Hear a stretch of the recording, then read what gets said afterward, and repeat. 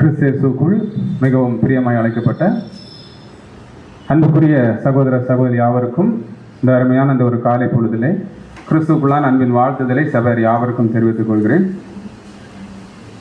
தேவனுடைய பெரிதான கிருபை இன்றும் கிருபையாய் ஒரு நாளை ஜீவனோடு நம்ம வாழ்நாளிலே கூட்டி தந்து இந்த நாளிலும் கூட அவருடைய மகத்துவமுள்ள வார்த்தைகளை கேட்கும்படியாக நமக்கு பிறகை பாராட்டின நம்முடைய பிதாவாகிய தேவனுக்கு நாம் இந்த வேளையிலும் கூட நன்றிகளையும் துதிகளையும் ஸ்தோத்திரங்களையும் ஏறெடுத்துக்கொண்டு நாம் இன்றைக்கான இந்த ஒரு பாடத்துக்குள்ளாக நாம் கடந்து செல்லலாம்.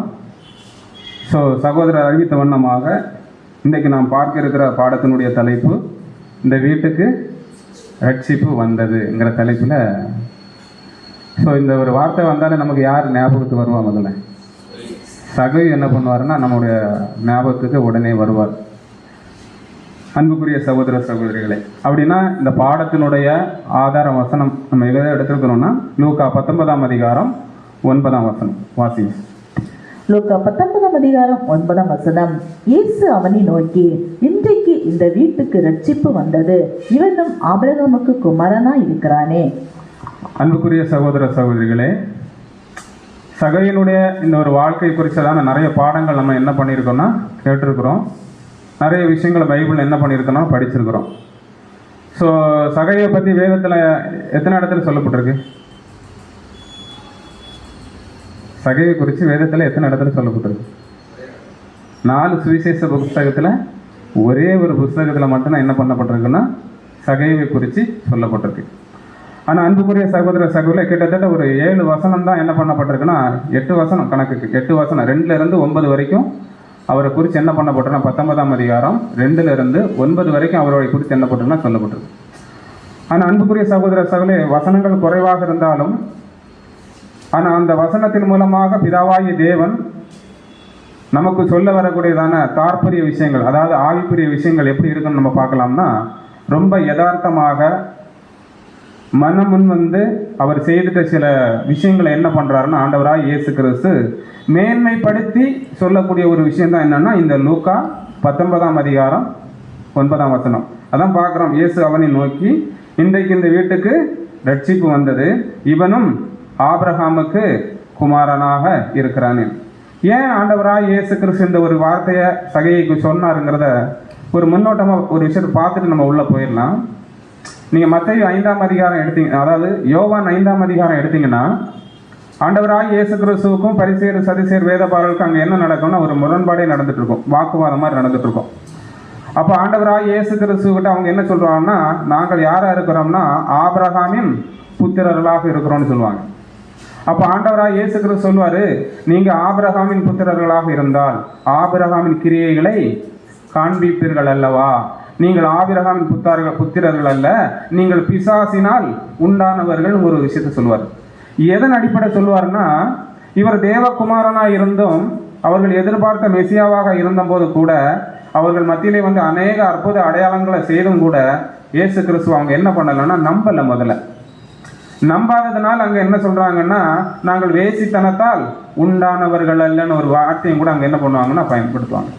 அப்படின்னா இயேசு கிறிஸ்துனுடைய வார்த்தைகள் அவர் ஊழிய பாதையில் சொல்லிட்ட சில விஷயங்கள் அவங்க இருதயத்துக்குள்ள என்ன ஆகலைன்னா கடுகளவும் போகவே இல்லை. போகாததுனால அவங்க என்ன வெளிப்படுத்துறாங்கன்னா தவறையான விஷயங்களே அவங்க என்ன பண்றாங்கன்னு வெளிப்படுத்துறாங்க. காரணம் என்னன்னா இயேசு கிறிஸ்துனுடைய போதனைகள் உள்ள போகல. அப்ப இங்க சகைவ ஆண்டவராக இயேசு கிறிஸ்து எப்படி சொல்றாருன்னா, இந்த வீட்டுக்கு ரட்சிப்பு வந்தது, இவனும் ஆபிரகாமின் புத்திரரா இருக்கிறான். அப்ப அங்க என்ன கவனிக்கலாம்னா, ஏதோ ஒரு வகையில ஏதோ ஒரு சூழல்ல இஸ்ரேல் ஜனங்கள் மத்தியில ஆண்டவராக இயேசு கிறிஸ்து எதிர்பார்த்திட்ட அவங்க செய்யணும்னு விரும்பிட்ட சில விஷயங்களை யார் செய்திருக்கா? சகை செஞ்சதுனால அங்க அவங்க என்ன சொன்னாங்க, நாங்களும் ஆபிரகாமின் புத்திரர்களாக இருக்கிறோமே சொன்ன அந்த விஷயத்த இங்க என்ன சொல்றாருன்னா, இவனும் ஆபிரகாமின் புத்திரராக இருக்கிறான். அப்ப ஆண்டவராக இயேசு கிறிஸ்து ஒருத்தர் ஆபிரகாமின் புத்திரர்னு சொன்னா அதுக்குள்ள என்ன இருக்கும்? ஒரு பெரிய விஷயமே அடங்கி இருக்குமா இல்லையா? அப்படின்னா சகைவுக்குள்ள அப்படி என்ன விஷயங்கள் அடங்கி இருக்குது, சகை அப்படி என்ன வாழ்க்கையை வாழ்ந்துட்டாரு, எதை வெளிப்படுத்திட்டாருங்கிறத நம்ம இந்த பாடத்தில் என்ன பார்க்க போறோம்னா அன்புக்குரிய சகோதர சகோதரி பார்க்க போறோம். அப்படின்னா ஆண்டவராக இயேசு கிறிஸ்து இந்த ஒரு வார்த்தையை பேசினதுக்கு நிறைய அர்த்தங்கள் இருக்குன்னு பார்க்கணும். சரி, ஆண்டவராக இயேசு கிறிஸ்து இந்த வார்த்தையை சகையை பார்த்து பேசுறதுக்கு என்ன காரணம் இருக்கும்? உங்களுக்கு தெரிஞ்சதை சொல்லலாம்.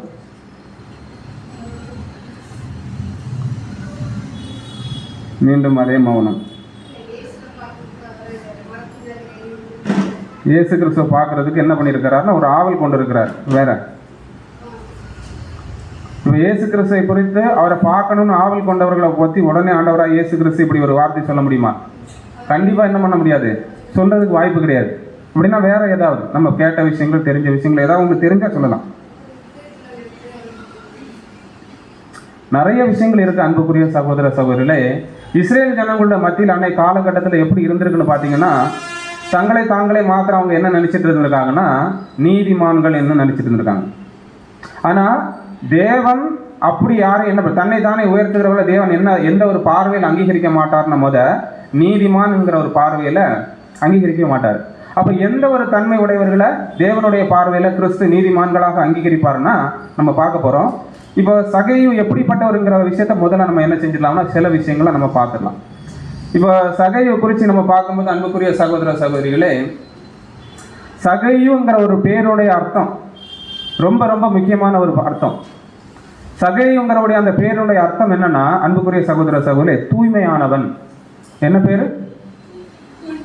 தூய்மையானவன். எபிரேய பாஷையில எப்படிலாம் கொடுத்துருக்காங்கன்னா, எபிரேய பாஷை மற்றும் கிரேக்க பாஷையில எப்படி நிறைய விஷயங்கள் இருக்கு. அதில் எப்படி கொடுத்துருக்கிறான்னா, தூயவன், நீதிமான், குற்றமற்றவன், சுத்தமானவன், நியாயமாக நிற்பவன்ங்கிற 5 பேர்களை, அதாவது கிரீக்கு எபிரேய பாஷையில யாரை பத்தின ஒரு விளக்கம் இருக்குன்னா நம்முடைய சகையை பத்தி இருக்கு.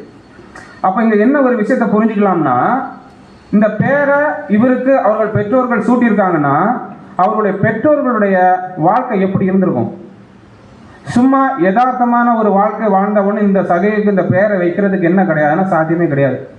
அப்ப சகையுங்கிற ஒரு பேருக்கு தூய்மையானவன், சுத்தமான், நீதிவான்ங்கிற ஒரு பேர் அதுக்கு அடையாளமாக இருக்குதுன்னா, அப்போ அவங்க குடும்பத்தை பத்தி நம்முடைய மூத்த சகோதரர் எப்படி சொல்றாருன்னா, இதன் மூலம் அவருடைய முன்னோர்கள் நட்பண்புள்ள பக்தி உள்ளவர்களாக இருந்திருக்கலாம் என்று நியாயமாக யூகம் உள்ளது. ஏன்னா இப்படி ஒரு பேர் வைக்கணும்னா மற்றவங்களால, தேவனை அறியாதவங்களால, தேவனை பற்றி உணராதவங்களால இப்படி ஒரு அருமையான பேரை வைக்கிறதுக்கு என்ன கிடையாதுன்னா வாய்ப்பு கிடையாது. அப்ப அவங்க பெற்றோர்கள் எப்படி இருந்திருக்கிறதுக்கு வாய்ப்பு இருக்குன்னா, ஒரு பக்தி உள்ள சந்ததியா இருந்திருக்கிறதுக்கு ஒரு யூகம் இருக்கிறது. என்ன பண்றாருன்னா பிரதர் இந்த இடத்துல சொல்றாரு. அடுத்து நம்ம என்ன பார்க்குறோம்னா, நம்ம தெரிஞ்ச விஷயம்தான், அவர் ஒரு யூதன். அடுத்து என்ன பார்க்குறோம்னா ஒரு வரி வசூலிப்பவன். இப்போ இந்த வரி வசூலிப்பவன்னா நம்ம எப்படி பார்க்குறோம்னா, இங்கே எப்படி பார்க்கணும், இதை சீஃப் ஆஃப் த பப்ளிகன். அதாவது இவர் மட்டும் அதாவது வரி வசூலிப்பவர் கிடையாது.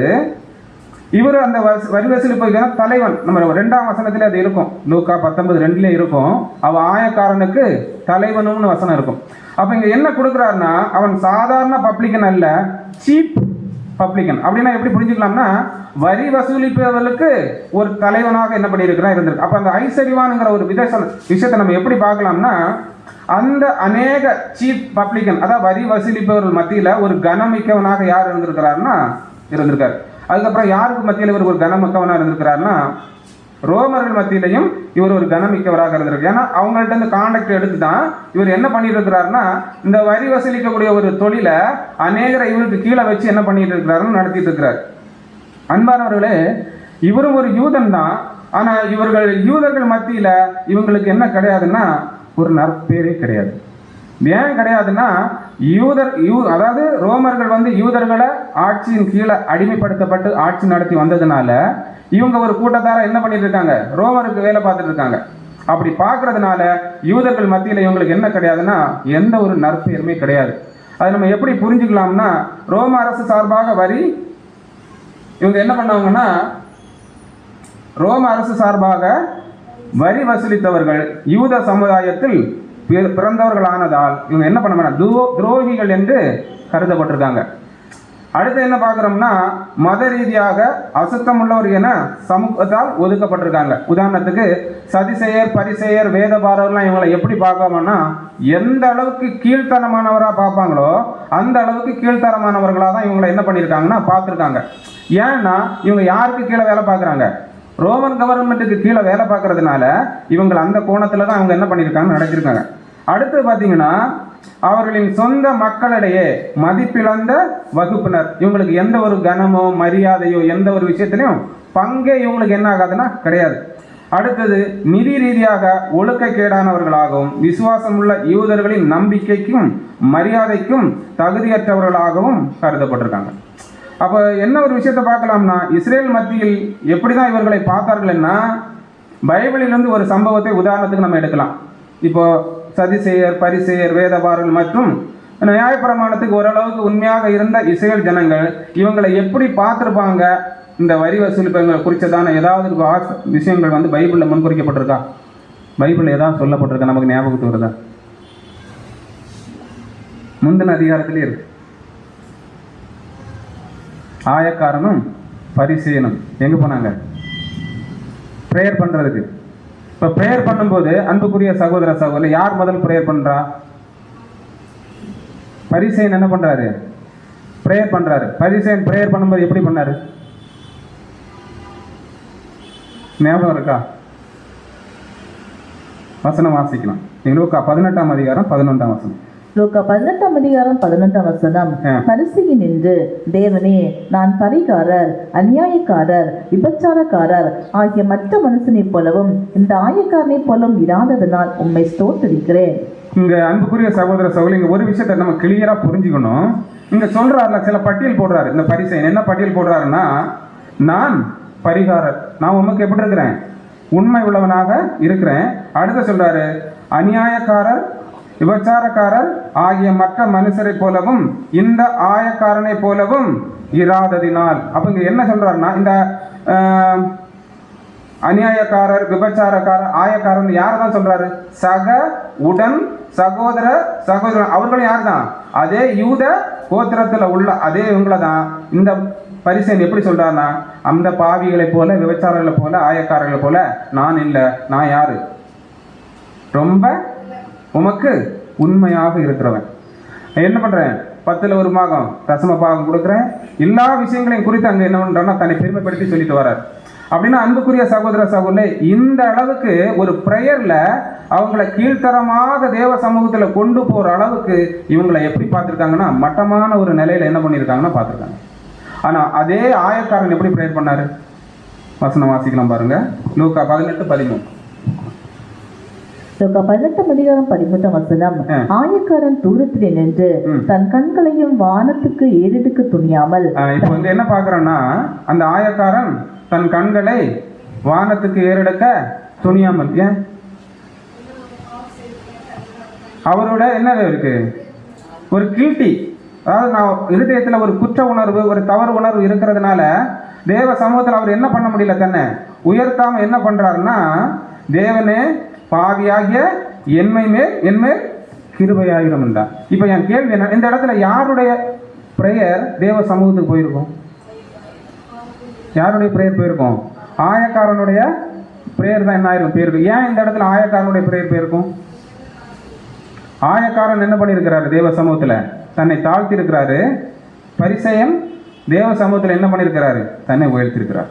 அன்புக்குரிய சகோதர சகோதரிகளே, எப்பேற்பட்டதான ஒரு உணர்வை இஸ்ரேல் ஜனங்கள் மத்தியில, எங்களுக்கு நியாயப்பிரமாணம் தெரியும், எங்களுக்கு தேவனை தெரியும், நாங்க அநேக கல்விமான்கள், எங்களை போல அறிவாளி இந்த உலகத்துல யாருமே இல்லைங்கிற ஒரு மனப்பான்மை தான் தேவ சமூகத்தில் அவங்களை என்ன பண்ணியிருக்குன்னா இப்படிப்பட்ட ஒரு உணர்வுக்குள்ளாக கொண்டு போயிருக்கு. அன்பு சகோதர சகோதரி, ஆனா ஆயக்காரர்கள் யார் தான்? ஐஸ்வர்யவான்கள் தான், அவங்களும் செல்வந்தர் தான், அவங்களும் யார் தான்? யூதன் தான். அவங்களுக்கும் தேவன் எதை கொடுத்திருக்கிறாரு? நியாய பிரமாணத்தை கொடுத்திருக்கிறாரு. ஆனா அந்த நியாய பிரமாணத்தின்படி இருந்தவங்க முறையா என்ன பண்ணிருக்காங்க? தேவ சமூகத்துல எந்த சூழ்நிலையிலையும் தங்களை உயர்த்தவே இல்லை. அன்புக்குரிய சகோதரி, இப்படி ஒரு பாடத்தை தேவன் என்ன பண்ணிருக்கிறாரு? இந்த ஒரு 2 வசனத்துல நமக்கு ஒரு விஷயத்தை உணர்த்த வர்றாரு. அப்படின்னா இதே இஸ்ரேல் ஜனங்கள் மத்தியில பாருங்க, இந்த பிக்சரை பாருங்க. இவங்க எப்பவுமே என்ன பண்ணுவாங்க? நியாய பிரமாணத்தை வாசிக்கும் போது அநேக கட்டுப்பாடுகள்லாம் வைப்பாங்க. எப்படின்னா, வாய் கழுவுவாங்க, கை கால் கழுவுவாங்க, காதுக்கு பின்புறம் கழுவுவாங்க, கழுத்து கழுவுவாங்க. இப்படியெல்லாம் கழுவி கையை தூய்மையான வகையில சுத்தப்படுத்திட்டு தான் எதையும் எடுப்பாங்கன்னா தோராவே கையில் எடுப்பாங்க. எதுக்குன்னா வாசிக்கிறது. அப்படி பக்தி வைராக்கியம் உள்ளவங்களை தேவன் ஒரு பொருட்டாகவே என்ன பண்ணலன்னா பார்க்கல. காரணம் என்னன்னா, ஆபிரகாமின் பிள்ளைகள்னு அவங்க சொல்லிக்கிறாங்களே ஒழிய ஆபிரகாமின் கிரியைகளை அவங்க என்ன பண்ணல, காமிக்காததுனால அவங்கள கிறிஸ்து ஒரு பொருட்டாகவே பார்க்கல. ஆனா இவர்கள் மத்தியில் இவங்க எப்படிதான் நினைச்சிட்டு இருக்காங்கன்னா, நாங்க தான் யாரு? தேவனுடைய பிள்ளைகள் நாங்க தான் நீதிமான். ஆனா இவங்க கிரியையிலோ எந்த விதத்தையும் என்ன பண்ணல, வெளிப்படுத்தவே இல்லை. அதனாலதான் ஆண்டவராக இயேசு கிறிஸ்து என்ன பண்ணிட்டாருன்னா, இவங்களுக்குன்னே ஒரு அதிகாரத்தை தனியா எழுதினார். எந்த அதிகாரம்? மத்தேயு 23ஆம் அதிகாரத்தை இவங்களை வச்சு என்ன பண்ணாருன்னா எழுதிட்டாரு. வசனம் வாசிக்கலாம் பாருங்க. மத்தேயு 23:4-7 முடியும். மத்தேயு 23ஆம் அதிகாரம் 4 முதல். சுமப்பதற்குரிய பாரமான சுமைகளை கட்டி மனுஷர் தோள்களின் மேல் சுமத்துகிறார்கள், தாங்களோ ஒரு விரலினாலும் அவைகளை தொட மாட்டார்கள். இந்த வசனத்துல என்ன சொல்ல வர்றாரு? இஸ்ரேல் ஜனங்கள் மத்தியில இவங்க அந்த ஒரு சுவிசேஷம் எப்படி இருந்திருக்குன்னா, நியாயப்பிரமாணத்தை பத்தி சொன்னக்கூடிய விஷயங்கள் எப்படி இருந்திருக்குன்னா, மற்றவங்களுக்கு கட்டுப்பாடான கட்டுக்கோப்பான விஷயங்களை என்ன பண்ணியிருக்காங்கன்னா வெளிப்படுத்தியிருக்காங்க. ஆனா அதே விஷயங்களை இந்த சதிசெயர் பரிசெயர் வேதபாரர்கள் பின்பற்றிருக்காங்கன்னா கிடையவே கிடையாது. அதான் என்ன சொல்றாருன்னா, சுமப்பதற்கரிய பாரமான சுமைகளை கட்டி மனுஷர் தோள் மேல் சுமக்கிறார்கள், தாங்களோ ஒரு விரலினாலும் அவளை என்ன பண்ண மாட்டாங்க, தொட மாட்டாங்க. ஸோ இது நல்ல கிரியா இருந்திருக்குமா தேவனுடைய பார்வையில? கண்டிப்பா கிடையாது. ஏன்னா வசனம் நமக்கு தெளிவா இருக்கு. 1 கொரிந்தியர் 4ஆம் அதிகாரம் 20ஆம் வசனம், தேவனுடைய ராஜ்யம் பேச்சில் கிடையாது, எதுல? செயலில் இருக்கவங்கிறது. ஆண்டவராக இயேசு கிறிஸ்து மூலமாக கொடுக்கப்பட்ட வெளிச்சத்துல அப்போஸ்தலனாகிய பவுல் என்ன பண்ணியிருக்கிறான்னு அதை தெளிவா எழுதியிருக்கிறார். அடுத்த வசனம் ஆசீஸ். தங்கள் கிரியைகளை எல்லாம் மனுஷர் காண வேண்டும் என்று செய்கிறார்கள். தங்கள் காப்பு நாடாக்களை அகலமாக்கி தங்கள் வஸ்திரங்களின் தொங்கல்களை பெரிதாக்கி விருந்துகளில் முதன்மையான இடங்களையும் ஜபாலயங்களில் முதன்மையான ஆசனங்களையும் சந்தை வெளிகளில் வந்தனங்களையும் மனுஷரால் ரபி ரபி என்று அழைக்கப்படுவதையும் விரும்புகிறார்கள். அப்ப இவங்களுடைய செயல்பாடு எல்லாமே எதன் அடிப்படையில் இருக்குன்னா, அவங்களுக்கு நியாயப்பிரமாணம் கொடுத்துட்ட பிதாவாகிய தேவன் பார்க்கணும், தங்களுடைய வாழ்க்கை கொண்டு பிதாவாகிய தேவனுடைய நாமம் மகிமைப்படணும்ங்கிற எந்த ஒரு சூழல்லுமே அவங்க என்ன பண்ணல, வாழவே இல்லை. அப்ப எப்படிதான் வாழ்ந்திருக்காங்கன்னா, தங்கள் கிரியைகளெல்லாம் மனுஷர்கள் காண வேண்டும் விதமா என்ன பண்ணியிருக்காங்க. அடுத்து என்ன பார்க்கிறோம், போற இடத்துல எல்லாம் கனத்தை தேடி இருக்கிறாங்க, வந்தனங்களில் ரவி ரவி என்று கூப்பிடக்கூடிய அந்த ஒரு விஷயத்தை எதிர்பார்த்திருக்காங்க. அன்புக்குரிய சகோதர சகோதரி, இதுல என்ன ஏன் திரும்ப இந்த சதிசெயர் பரிசெயர்களை வச்சு பார்க்க போறோம்னா, தாழ்மை நிலையில இவங்களால் எப்படி ஒருத்தர் தாழ்த்தப்பட்டாரோ, இவங்க பாதத்துக்கு கீழே ஒரு மனுஷனை எந்த அளவுக்கு தரவுறவா எண்ணனாங்களோ அதே மனுஷனை இவங்க முன்னாடி என்ன பண்ண போறாரு, ஆண்டவராய் இயேசு கிறிஸ்து உயர்த்த போறாரு. அப்படி உயர்த்தப்படணும்னா இவங்க எந்த அளவுக்கு தேவனுடைய நியாயப்பிரமாணத்தை கையில வச்சிருந்தோம், ஒரு நற்கிரியை காண்பிக்காதனால அந்த ஒரு நற்சாட்சி இவங்க என்ன பண்றாங்கன்னா இழக்கிறாங்க. அதான் கீழே 2 வசனத்துல எப்படி பார்க்கணும், விருந்துகளில் முதன்மையான இடங்களையும், அடுத்து என்ன பார்க்குறோம்னா ஜெப ஆலயங்களில் முதன்மையான ஆசனங்களையும். அது இதே என்ன பண்றது, அவங்களுடைய எதிர்பார்ப்பு இதுதான், அவங்களுடைய எண்ணங்கள் செயல்பாடுகளாக இருந்துன்னா இது தேவன் கொடுக்கறதா இருக்குமா? ஒருத்தருடைய ஒரு இடத்துக்கு போறோம், ஒரு நபர் மகிமைப்படுத்தப்படணும்னா, ஒரு நபர் கனப்படுத்தப்படணும்னா அது யார் உயர்த்தணும்? தேவன் என்ன பண்ணணும், உயர்த்தணும். நானா கனத்தை தேடினா அது எந்த அளவுக்கு தேவர் பார்வையில் எப்படி இருக்கும்? அப்படின்னா இந்த அளவுக்கு ஒரு வாழ்க்கையை தான் யார் வாழ்ந்துருக்காங்கன்னா, ஆண்டவராக இயேசு கிறிஸ்துனுடைய 1ஆம் வருகை காலத்தில் வாழ்ந்திருக்காங்க. அடுத்து பார்க்குறோம்னா சந்தை வெளிகளில் வந்தனங்களையும் மனுஷரால் ரவி ரவி என்று அழைக்கப்படுவதையும் விரும்பியிருக்காங்க.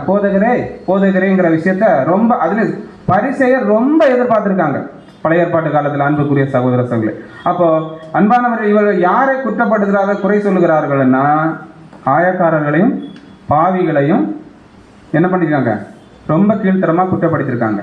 ஆனா இவங்களோட வாழ்க்கை எப்படி இருந்திருக்கு தேவனுடைய பார்வையில?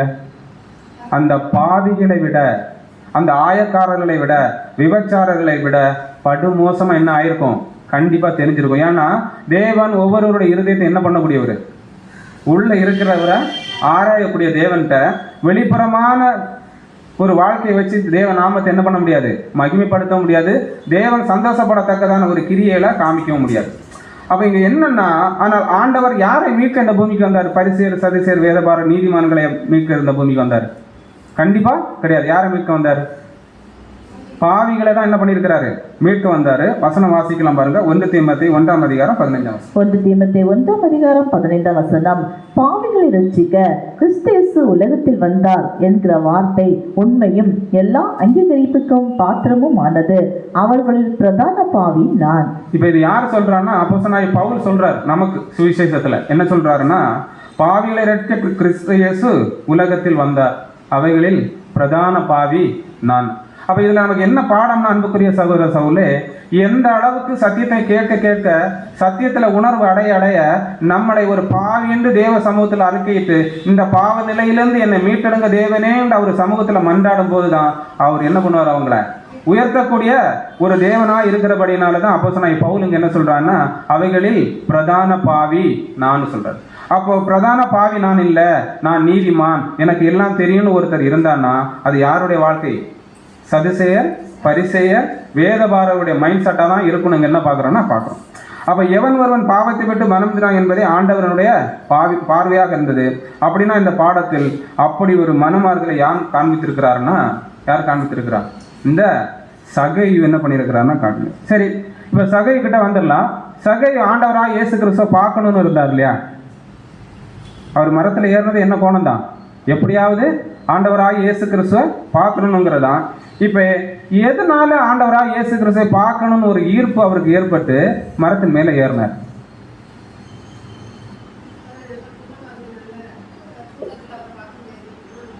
கூட்டத்தில் அவரை பார்க்க முடியாது. ஓகே, வேற? இப்போ உதாரணத்துக்கு நம்ம ஒரு பேசிக் ஸ்டடி எடுக்கணும். இப்போமே நம்ம நோட்டீஸ் கொடுத்து தான் வரவழைப்போம். ஆனால் நோட்டீஸ் கொடுக்காத ஒருத்தர் எங்கே வராரு? பேசிக் கேட்க வராரு. என்ன நோக்கமாக இருக்கும்? ஏதாவது ஒரு விஷயத்தை அவர் என்ன பண்ணியிருக்கணும்? கேள்விப்பட்டிருக்கணும். ஏற்கனவே வந்துட்டு இருக்கவங்களா இருக்கலாம், இல்லை நம்ம உடன் சகோதர சகோதரி மதத்தில் யாராவது ஒரு விஷயத்தை சொல்லி கேள்விப்பட்டிருக்கலாம். அப்படி கேள்விப்படணும், வித்தியாசமாக இருக்குதே, இது வரைக்கும் கேட்காத சத்தியமாக இருக்குது, ஒரு உணர்வு வருமா இல்லையா? அப்போ சகையோ ஆண்டவராக இயேசு கிறிஸ்துவை பார்க்கணுங்கிற ஒரு உணர்வு அடைஞ்சிருக்கிறாருன்னா அங்கே ஏதோ ஒரு சம்பவம் அவர் காதுக்கு என்ன ஆயிருக்கு, போயிருக்கு. போகாமல் இந்த ஒரு ஆர்வம் சகைக்குள்ளே வரக்கு என்ன இல்லை, ஒரு வாய்ப்பே கிடையாது. அப்படின்னா என்ன கேள்விப்பட்டிருப்பாரு? நம்ம ஏற்கனவே ஒரு வசனம் பார்த்தாச்சு. என்ன பார்க்குறோன்னா அன்புக்குரியவர்களே, லூக்கா 5:12 நம்ம பார்க்குறோம், நீதிமான்களை அல்ல பாவிகளையே மனம் திருப்பதற்கு அழைக்க வந்தேங்கிற விஷயம் யாருக்கு போயிருக்கோம்? யாருக்கு போயிருக்கோம்? சகை. ஏன் சகைக்கு பேர்னா இந்த ஒரு வார்த்தை அவ்வளோ தூரம் அவருக்கு ஈர்ப்பப்பட்டிருக்கும்னா, இஸ்ரேல் ஜனங்கள் மத்தியில் அவரை பொறுத்த வரைக்கும் அவர் யார்? ஒரு பாவி. அப்போ இங்கே யாரை இவர் அதிகமாக நேசிக்கிறாருன்னா, அன்புக்குரிய சகோதர சகோதரர்களே, நம்ம பார்த்துருக்குறோம். சீசரில் முதல்ல யார்? மத்தேயு யார்? ஒரு ஆயக்காரன். அடுத்தது விபச்சார ஸ்திரீ. அடுத்தது யாரு? 38 வருஷம் சீயல் குளத்தண்டையில் இருந்த யாரு? வியாதியஸ்தன். இவரை சுத்தமாக்குனாரா இல்லையா? அடுத்தது குருடர்கள் 9 பேர் வந்தாங்களா இல்லையா? அடுத்தது பெரும்பாடுள்ள ஸ்திரீ. அடுத்தது திமிர்வாத காரன். இப்ப இவங்க எல்லாம் இஸ்ரேல் ஜனங்கள் மத்தியில் பார்வைக்கு யாரு? ஆயக்காரர், பாவிகள், விபச்சாரக்காரர். இப்படிதான் இவங்களை என்ன பண்ணிருக்காங்க பார்த்ததுனால யாருமே இவங்க கிட்டே என்ன பண்ண மாட்டாங்க, போக மாட்டாங்க. அன்புக்குரிய சகோதர சகோதரே, இந்த இடத்துல தான் என்ன ஒரு விஷயத்தை நம்ம புரிஞ்சுக்கலாம்னா, வாசிக்கலாம் பாருங்க. வாசிங்க. அவர் பரிசேயர்களைப் போலல்லாமல் இந்த பெரிய போதகர் வரி வசூலிப்பவர்களையும் பாவிகளையும் புறக்கணிக்கவில்லை, மாறாக அவர்களை அன்பாக நடத்தினார் என்று அவர் கேள்விப்பட்டிருக்கலாம். அப்படின்னா என்ன கேள்விப்பட்டிருக்கிறாரு? யாரெல்லாம் சதிசேர், பரிசேர், வேதபாரர்கள், பாவிகள் என்று ஒதுக்குனாங்களோ இவங்களை எல்லாம் யார் நேசிக்கிறார்? ஆண்டவராகிய இயேசு கிறிஸ்து நேசிக்கிறார் என்கிற விஷயத்தை யார் கேள்விப்பட்டிருக்கிறார்? சகையு கேள்விப்பட்டிருக்கிறார். இன்னொரு வசனம் பார்க்கிறோம், மார்க் 3:8 வாசிங்க. மார்க் 3:8 கலிலேயாவிலும் யூதியாவிலும் எருசலேமிலும் இதுமேயாவிலும் யோர்தானுக்கு அக்கறையிலிருந்து திரளான ஜனங்கள் வந்து அவருக்கு பின் சென்றார்கள். அல்லாமலும் தீரு சீதோன் பட்டணங்களின் திசைகளிலும் இருந்து திரளான ஜனங்கள் அவர் செய்த அற்புதங்களை குறித்து கேள்விப்பட்டு அவரிடத்தில் வந்தார்கள். என்ன ஒரு விஷயம் நடக்க, அநேக தேசங்கள்ல இருந்து, கிராமங்கள்ல இருந்து, பட்டணங்கள்ல இருந்து என்ன பண்ணிருக்காங்க, ஆண்டவராக இயேசு கிறிஸ்து செய்த அற்புத அடையாளங்களை பார்த்து திரளான ஜனங்கள் என்ன பண்ணியிருக்கான்னு வந்திருக்காங்க. அப்ப இப்ப யாரும் கேள்விப்பட்டிருக்கா? இதுல சகையும் என்ன பண்ணியிருக்கிறாரு, கேள்விப்பட்டிருக்கிறார். அன்பார்ந்தவரே, நம்ம சகோதரர் இந்த இடத்துல என்ன சொல்றாருன்னா, இதையெல்லாம் கேள்விப்பட்ட சகை என்ன பண்ணியிருக்கிறாருன்னா, ஆண்டவராக இயேசு கிறிஸ்து எங்கெல்லாம் போனாரோ அங்கெல்லாம் என்ன பண்ணியிருக்கிறாரு, போயிருக்கிறார். ஆனா இதுக்கு என்ன இல்லை, நம்மள்கிட்ட ஆதாரம் இல்லை. ஆனா ஒரு ப்ரூஃப் என்ன இருக்கு. நம்ம அதை என்ன பண்ணலாம், பின்னாடி பார்க்கலாம். அப்ப ஆண்டவர் போன இடங்களுக்கு எல்லாம் போயிருப்பார். ஆனால் ஆண்டவரை அவரால் என்ன பண்ண முடியல, பார்க்க முடியல. இதுதான் விஷயம். கேள்விப்பட்டிருக்கிறாரு, பாவிகளை ஆயக்காரனை அவர் நேசிக்கிறவரா இருக்கிறாரு. அவரை நம்ம எப்படியாவது என்ன செய்யலாம், எப்படியாவது ஒரு வாட்டியாவது பார்க்கலாங்கிற உணர்வு ஏற்பட்டு அவர் போன இடங்களுக்கு எல்லாம் போயிருக்கிறாரு. ஆனா அவரால் பார்க்க முடியல. ஏன் பார்க்க முடியல? அதான் பாயிண்ட். இங்க என்ன நடக்குன்னா, இந்த பிக்சருக்கு தேடி தேடி பார்த்து எப்படியோ ஒரு பிக்சர் கிடைச்சது. இங்க என்ன நடந்திருக்குன்னா, இவர் குள்ளமான உருவமா இருந்ததுனால ஆண்டவராய் இயேசு கிறிஸ்துவை என்ன பண்ண முடியல, பார்க்க முடியல. பார்க்க முடியாததுனால தான் இவர் என்ன பண்றாருன்னா, அந்த கூட்டத்தை விட்டு என்ன பண்றாருன்னா விலகி என்ன பண்றாருன்னா ஓடுறாரு. விலகி ஓடிதான் எங்க வராரு, காட்டத்தி மரத்துல ஏறி எப்படியாவது இன்னைக்கு என்ன பண்ணிடணும், ஆண்டவராகிய இயேசு கிறிஸ்துவை பாத்திரம்னு என்ன பண்றாருன்னா முடிவு பண்றாரு. அன்புக்குரிய சகோதரர், விரைஞ்சு என்ன பண்றாரு, காட்டத்தி மரத்தை நோக்கி ஓடுறாரு. வசனம் வாசிச்சு. லூக்கா 19:3 இயேசு எப்படிப்பட்டவரோ என்று அவரை பார்க்க வகை தேடினான். அவன் குள்ளனானபடியால் ஜனக்கூட்டத்தில் அவனை காணக்கூடாமல். ஆர்வம் அதிகமா இருந்திருக்கு, போன இடங்கள்லாம் போயிருக்கிறாரு. ஆனா எந்த சூழ்நிலையில அவர் என்ன பண்ண முடியலன்னா ஆண்டவருடைய முகத்தை பார்க்க முடியல. சரி, இப்படி பாவிகளை நேசிக்கக்கூடியவரா இருக்கிறாரு, ஆயக்காரர்களை தன்னிடத்தில் சேர்த்துக் கொள்ளுகிறவரா இருக்கிறாரு, இந்த மனுஷன் எப்படிப்பட்டவரை தான் இருப்பாருன்னு சொல்லி என்ன பண்ணியிருக்கலாம், நிறைய முயற்சி பண்ணியிருக்கிறாரு. ஆனால் அவரால் முடியல. அப்போ இப்போ சொல்லுங்க, சகையின் நோக்கம் என்னவா இருந்திருக்கும், எப்படியாவது அவரை பார்க்கணுங்கிறதா அவருடைய நோக்கம். ஆனால் இப்போதான் சகை என்ன பண்றாரு, மரத்துக்கு மேலே ஏறுறாரு. இப்போ அங்க யாரெல்லாம் கூடியிருப்பாங்க, நிறைய ஜனங்கள் கூடியிருக்காங்க. இப்ப கூடியிருக்க ஜனங்கள் மத்தியில் இவர் என்ன பண்றாரு, இப்ப ஆண்டவர் ஒரு 5 கிலோமீட்டருக்கு அந்த பக்கம் என்ன பண்ணிட்டு இருக்காரு, அந்த இடத்துக்கு வாரதுக்கு என்ன பண்ணி பிரயாணப்பட்டு வந்துட்டு இருக்கிறான்னு வச்சுக்கோங்க. இப்ப வரும்போது இவர் காட்டத்தி மரத்துல என்ன பண்றாரு, ஏறுறாரு. ஏறும்போது இப்ப அவரை சுத்தி இருந்தவங்க இவரை எப்படி பார்த்திருப்பாங்க? கண்டிப்பா ஏற்கனவே இவங்களால என்ன பண்ணாது, இஸ்ரேல் ஜனங்களுக்கு பிடிக்காது. அப்படி பிடிக்காத பட்சத்துல இந்த மனுஷன் பிரயாசப்பட்டு ஏறும்போது அங்க என்ன பண்ணிருக்காங்களாம்னா, கிண்டலும் கேலியும் கூத்துமா இவரை என்ன பண்ணிருக்காங்கன்னா பரிகாசம் பண்ணிருக்காங்களா. அன்புக்குரிய சகோதர சகோதரிகளே, அதான் நம்ம என்ன பாக்குறோம்னா, எப்படியோ சிரமப்பட்டு மரத்துல ஏறி இருக்கிறார். இப்ப ஏறின பிறகுதான் அவர் என்ன போறாருன்னா, லூக்கா 9:4 19:4 அவர் போகும் வழியில் முன்னாக ஓடி அவரை பார்க்கும்படி ஒரு காட்டத்தி மரத்தில் ஏறினார். இப்ப என்ன பண்ணணும்னா, எப்படி இல்லாம பிரயாசப்பட்டு என்ன பண்ணிருக்கிறாரு, ஏறி இருக்கிறார். அப்போ ஆண்டவராய் இயேசு கிறிஸ்து வேற என்ன பண்றாரு, அடுத்தது திரும்பி பார்க்கறதா தான் அடுத்த வசனத்துல நம்ம என்ன பண்றோம்னா பார்க்கிறோம். இப்ப கேள்வி என்னன்னா, இவரை என்ன காரணத்துக்காக ஆண்டவராய் இயேசு கிறிஸ்து திரும்பி பார்த்திருப்பார்? ஏன்னா இவர் மரத்துல இருக்கிற ஆண்டவராய் இயேசு கிறிஸ்து தெரியுமா? ஒரு கேள்வி கேட்கலாம் அந்த இடத்துல. ஆண்டவராய் இயேசு கிறிஸ்துவுக்கு இவர் காட்டத்தி மரத்துல ஏறி இருக்கிற விஷயம் தெரியுமா தெரியாதா? கண்டிப்பா தெரியும். எதை வச்சு சொல்லலாம், அதை நமக்கு பார்க்கலாம். அப்ப மேலும் இங்க சகைக்கு ஒரு குற்ற உணர்ச்சி இருந்திருக்கு. இவர் காட்டத்தி மரத்துல ஏறதுக்கு முக்கியமான காரணம் என்னன்னா, இவரை எப்படியாவது பார்த்து தனக்கிட்ட இருக்கிற சில விஷயங்களை என்ன பண்ணணும், வெளிப்படுத்தணும். அப்ப வெளிப்படுத்தணும்னா அநேக விஷயங்கள், பாவிகள் தங்களுடைய காரியங்களை அறிக்கையிட்டது, விபச்சாரிகள் தங்களுடைய விஷயங்களை அறிக்கையிட்டு பாவத்திலிருந்து விலகின விஷயங்கள் எல்லாம் யார் கேள்விப்பட்டிருக்கிறார்? சகையும் ஒரு வேளை என்ன பண்ணிருக்கலாம், கேள்விப்பட்டிருக்கலாம். இந்த பிரதர் என்ன சொல்றாருன்னா, சில விஷயங்களை அவரிடத்துல எடுத்துரைக்கிறதுக்கு அவர் பிரயாசப்பட்டிருக்கலாம். அப்படி பிரயாசப்பட்டதுனால தான் அந்த ஆர்வம் தான் இவரை எங்க மேலே ஏற்றிருக்குன்னா, இந்த ஒரு காட்டத்தி மரத்துக்கு மேல அந்த ஆர்வத்தின் மூலமா அவரை உந்தி தள்ளி இருக்கு, அவர் ஏறி இருக்கிறாருன்னு பார்க்கலாம்.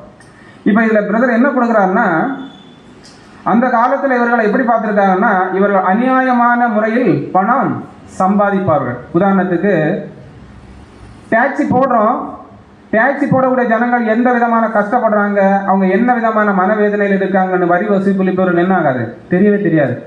சில வேளை குறைப்பட்டவர்களிடத்தில் அதிகமான வரி என்ன பண்ணியிருக்கலாம், வசூலித்திருக்கலாம். குறைவு உள்ளவங்கள்ட்ட அதிகமாகவும் அதிகமாக உள்ளவங்களுக்கு குறைவாகவும் என்ன பண்ணியிருக்கலாம், வரி வசூலித்திருக்கலாம், அவங்க கணக்கு காட்டக்கூடிய விதத்தை பொறுத்து. ஆனா இப்படி வந்த அநியாயமான பணத்துல தான் இவர் சம்பாதிச்சு எப்படியா இருக்கிறாருன்னா, ஒரு பெரிய ஐஸ்வர்யவானாக அங்க என்ன பண்ணியிருக்கிறாருன்னா இருந்திருக்கிறார். அடுத்து என்ன பண்ணணும், சகைக்கு என்னன்னா, அதனால் சகைக்கு ஒரு குற்ற உணர்ச்சி இருந்திருக்கு. அடுத்தது இது அவருக்கு உள்ளார்ந்த ஒரு கலக்கத்தை ஏற்படுத்தியிருக்கு. என்ன பண்ணியிருக்கோம், இது நமக்குள்ள இருக்கக்கூடாது, இதை விட்டு நம்ம என்ன பண்ணணும் விலகுங்கிற ஒரு கலக்கம் இருந்திருக்கு. அடுத்து தேவனோட சமாதானம் வேண்டும் என்ற ஏக்கம் இருந்திருக்கலாம், மேபி இருந்திருக்கலாம். அடுத்து என்ன சொல்லணும், ஒரு அமைதிக்கான தேடலை என்ன பண்ணியிருக்கிறாருன்னா விரும்பி இருக்கிறார். உதாரணத்துக்கு இன்னைக்கு சத்தியத்துக்குள்ள வர்றோம், சத்தியத்துக்குள்ள வரக்கு பின்னமாடு உலகத்தோடு சில தொடர்புடைய விஷயங்களை நம்ம என்ன பண்ணிட்டு இருப்போம், பின்பற்றிட்டு இருப்போம். சத்தியத்தை உள்ள போக போக நமக்கு என்ன ஒரு உணர்வு வரும், இது யாருக்கு பிடிக்காது, தேவனுக்கு பிடிக்காது, கிறிஸ்துவுக்கு பிடிக்காது. தயவு செஞ்சு நம்ம என்ன பண்ணிடலாம், இதை விட்டு விலகிடலாம். நம்ம ஒவ்வொருத்தரும் ஒரு உந்துதல் ஒரு உணர்வு என்னைக்கா இருந்ததா இல்லையா, கண்டிப்பா என்ன ஆயிருக்கும், இருந்திருக்கும். அதை விட்டு நம்ம கடந்து வந்திருப்போம். இதான் யதார்த்தம். அடுத்து என்ன பார்க்கிறோம்னா, இயேசுவை காண விரும்பியது தேவனுடன் சமாதானம் பெற வேண்டும் என்ற ஆவியின் ஏக்கம் அவருக்குள்ள என்ன ஆயிருக்கு, ஏற்பட்டிருக்கு. இந்த ஒரு ஏக்கம் எதன் அடிப்படையில் அவருக்குள்ள ஏற்பட்டிருக்கலாம்னா, அவரையும் எதை கற்று தேர்ந்தவர், அவரும் எதை படிச்சிருப்பாரு, நியாயப்பிரமாணத்தை முறையா கற்று படிச்ச ஒரு யூதனா தான் யார் இருப்பான்னா சகேயு இருந்திருப்பார். அடுத்து என்ன பார்க்கிறோம்னா, இவர் ஒரு உயரம் குறைந்தவர். இவர் உயரம் குறைந்தவராக இருந்தாலும் ஆண்டவரை பார்க்க வேண்டும் என்ற ஒரு உந்துதல் இருக்கு இல்லையா, அந்த உந்துதல் ஆண்டவராய் இயேசு கிறிஸ்துனுடைய உணர்வுக்கு தட்டியிருக்குமா, தட்டியிருக்கா, கண்டிப்பா என்ன இருக்கும், தட்டியிருக்கும். அந்த பிரதர் எப்படி கொடுக்கிறாருன்னா, வருத்தத்துடன் உணர்ந்தாலும் அவனுடைய இருதயத்தில் நீதியின் மீது ஏங்கி கர்த்தருடைய முகத்தை பார்க்க வேண்டும் என்ற வாஞ்சை இருந்தால் அவன் அதற்கான வாய்ப்பை என்னாவான், பெறுவான். யார் எழுதுறாருன்னா நம்முடைய மூத்த சகோதரர். அப்படின்னா சகைவு உடைய இருதயத்தில் இருந்த விஷயத்தை ஆண்டவராக இயேசுக்கு தெரியுமானா தெரியும். யோவான்ல கூட நம்ம வாசிக்கிறோம் 2:25 அவர் அநேகருடைய இருதயத்தின் நினைவுகளை அறிந்து. அப்ப ஆண்டவராக இயேசு கிறிஸ்து முன்னாடி ஒருத்தர் நிக்கிறாங்கன்னா அவங்க இருதயத்துல என்ன நினைக்கிறாங்க, என்ன அவங்க சிந்திக்கிறாங்கிறத ஆண்டவரால் என்ன பண்ண முடியும், தெரிஞ்சிக்க முடியும், யூகிக்க முடியும். அப்ப சகைவனுடைய மனதில் இருந்தது யார் தெரிஞ்சிருக்கிறா, ஆண்டவராகிய இயேசு கிறிஸ்து தெரிஞ்சிருக்கிறார். இந்த சூழல்ல தான் இவங்க சுற்றி இருந்தவங்க இவரை பரிகாசமும் கேலியும் கிண்டலும் செய்யும் போது ஆண்டவராகிய இயேசு கிறிஸ்து என்ன பண்றாருன்னா சகைவை பார்க்கிறாரு. சகையை பார்த்துதான் என்ன சொல்றாருன்னா, வசனம் வாசிக்கலாம். லூக்கா 19:5. லூக்கா 19:5. இயேசு அந்த இடத்தில் வந்தபோது அந்நாட்டு பார்த்து அவனை கண்டு, சகையிலே நீ சீக்கிரமாய் இறங்கி வா, இன்றைக்கு நான் உன் வீட்டிலே தங்க வேண்டும் என்றார். இப்ப என்ன ஆயிட்டு, சகைவே சீக்கிரமா என்ன பண்ணு, இறங்கி வா. அடுத்து என்ன சொல்றாரு, அவனை கண்டு சகைவே நீ சீக்கிரமா இறங்கி வா, இன்றைக்கு நான் உன் வீட்டிலே தங்க வேண்டும். இப்ப ஆண்டவராய் இயேசு கிறிஸ்து சொன்னதுக்கும் சகையினுடைய கிரியைகள் ஏதாவது அங்க வெளிப்பட்டிருக்காதுன்னா வசனத்துல எந்த ஒரு தாற்பயமோ ஆதாரமும் அங்க என்ன இல்லை, நமக்கு கொடுக்கப்படல. ஒரே விஷயம், இயேசு கிறிஸ்து எப்படியாவது பார்க்க வேண்டும் என்று மரத்துல ஏறுறார் 3ஆம் வசனத்துல. அதுதான் நமக்கான ரெக்கார்டு. மற்றபடி அங்க என்ன இல்லை, எதுவுமே இல்லை.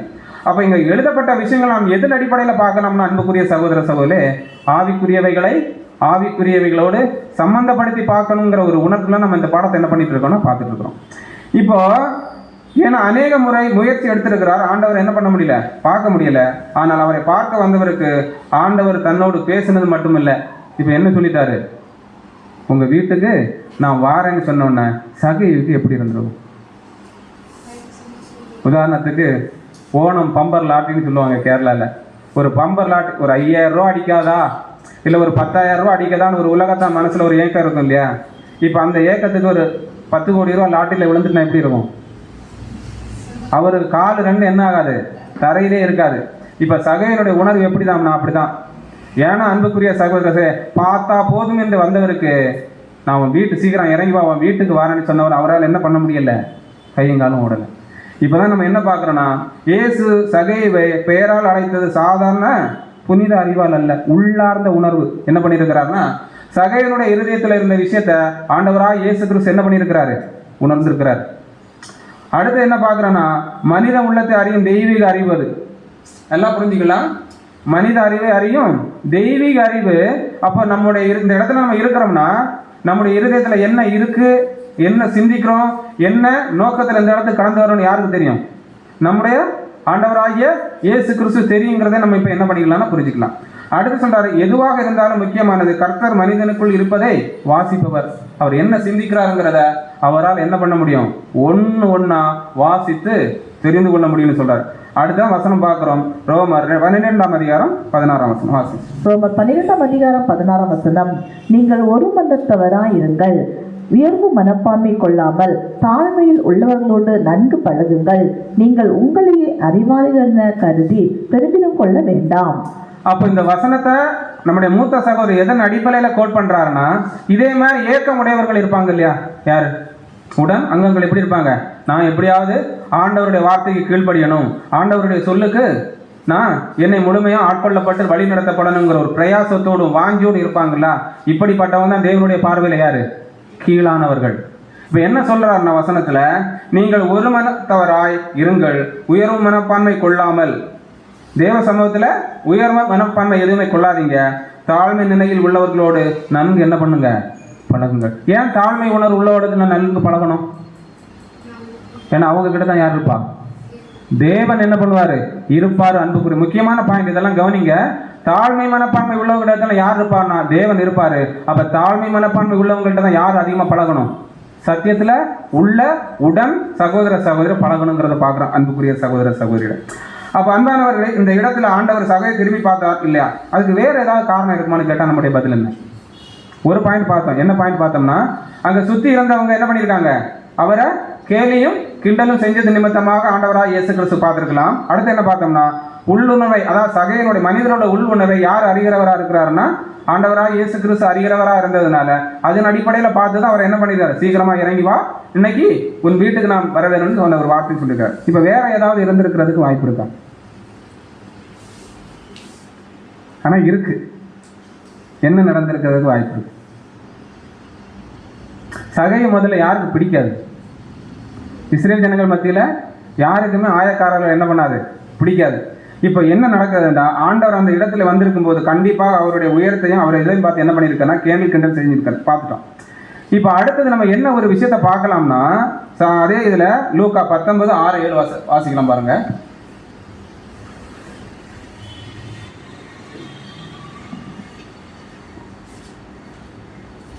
லூக்கா 19:6 முதல், அவன் சீக்கிரமாக இறங்கி சந்தோஷத்தோடு அவரை அழைத்து கொண்டு போனான். அதை கண்ட யாவரும் இவர் பாவியான மனுஷரிடத்தில் தங்கும்படி போனார் என்று முறுமுறுத்தார்கள்.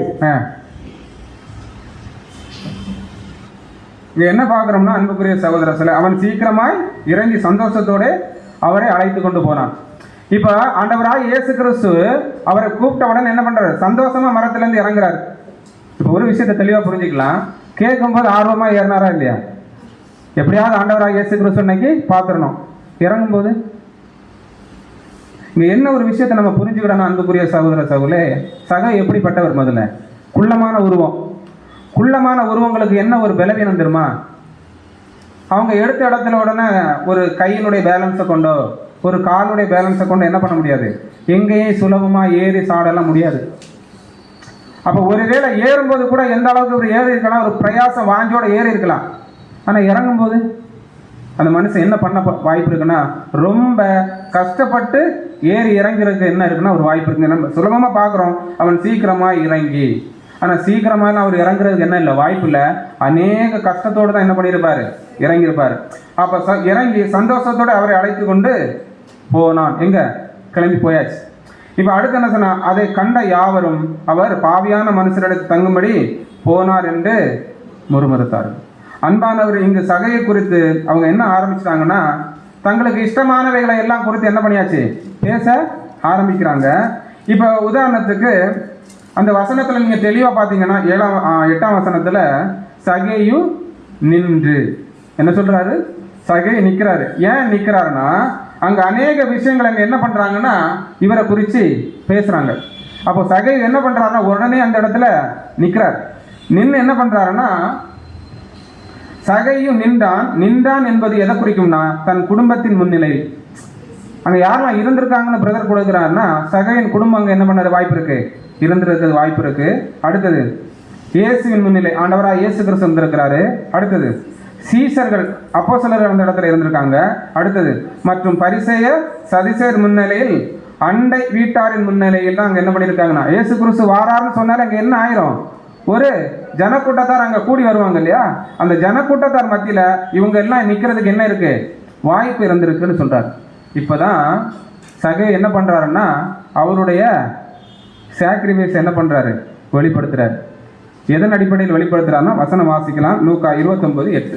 லூக்கா 29:8 சகையை நின்று கர்த்தரை நோக்கி, ஆண்டவரே, என் ஆஸ்திகளில் பாதியை ஏழைகளுக்கு கொடுக்கிறேன். நான் ஒருவனிடத்தில் எதையாகிலும் அநியாயமாய் வாங்கினதுண்டானால் நாளத்தனையாக திரும்ப செலுத்துகிறேன் என்றான். அவங்க என்ன ஒரு விஷயத்த நம்ம புரிஞ்சுக்கலாம்னா, அந்த ஒரு கான்ஃபரன்ஸ் தேதி எப்படி மாறுதுன்னா, இவர் வீட்டுக்கு என்ன பண்ணியாச்சு, போயாச்சு.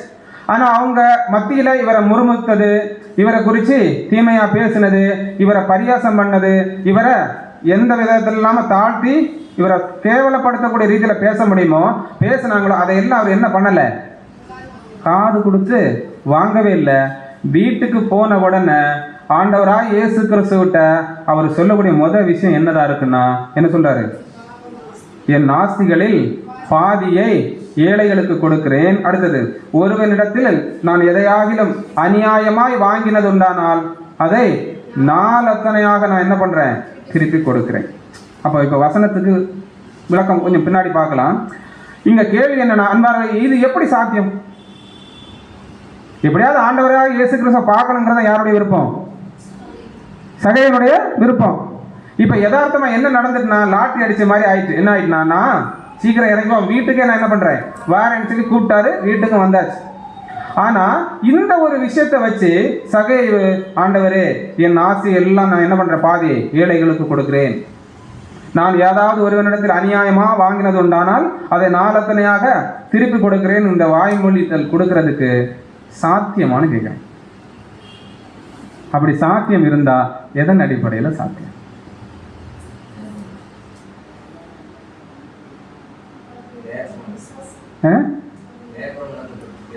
நியாயப்பிரமாணத்தை பற்றி அவர் தெரிஞ்சவர். ஓகே, வேற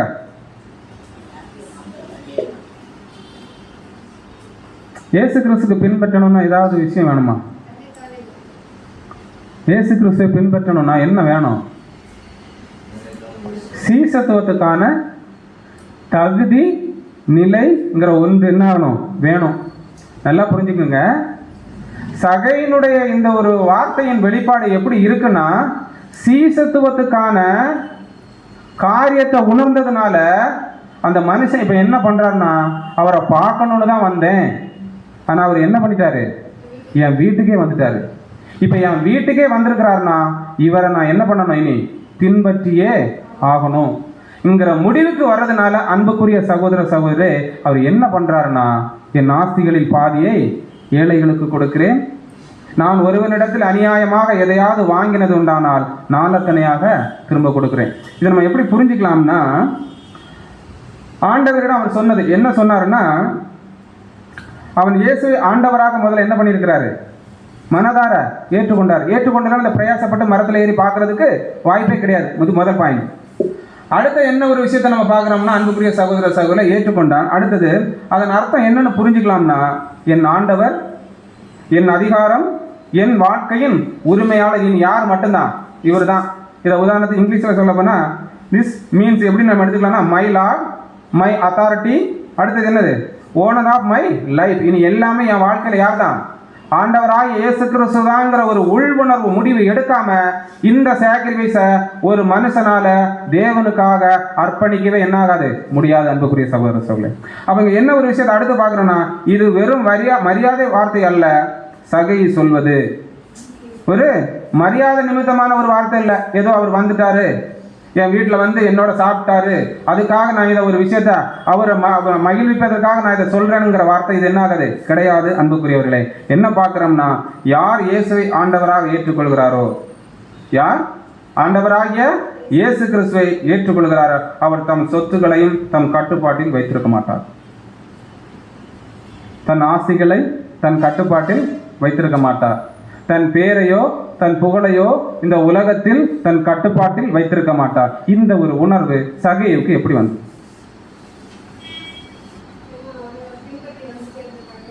இதை கரெக்டா சொல்லிட்டீங்கன்னா பாடம் உள்ள போகுதுன்னு அர்த்தம்.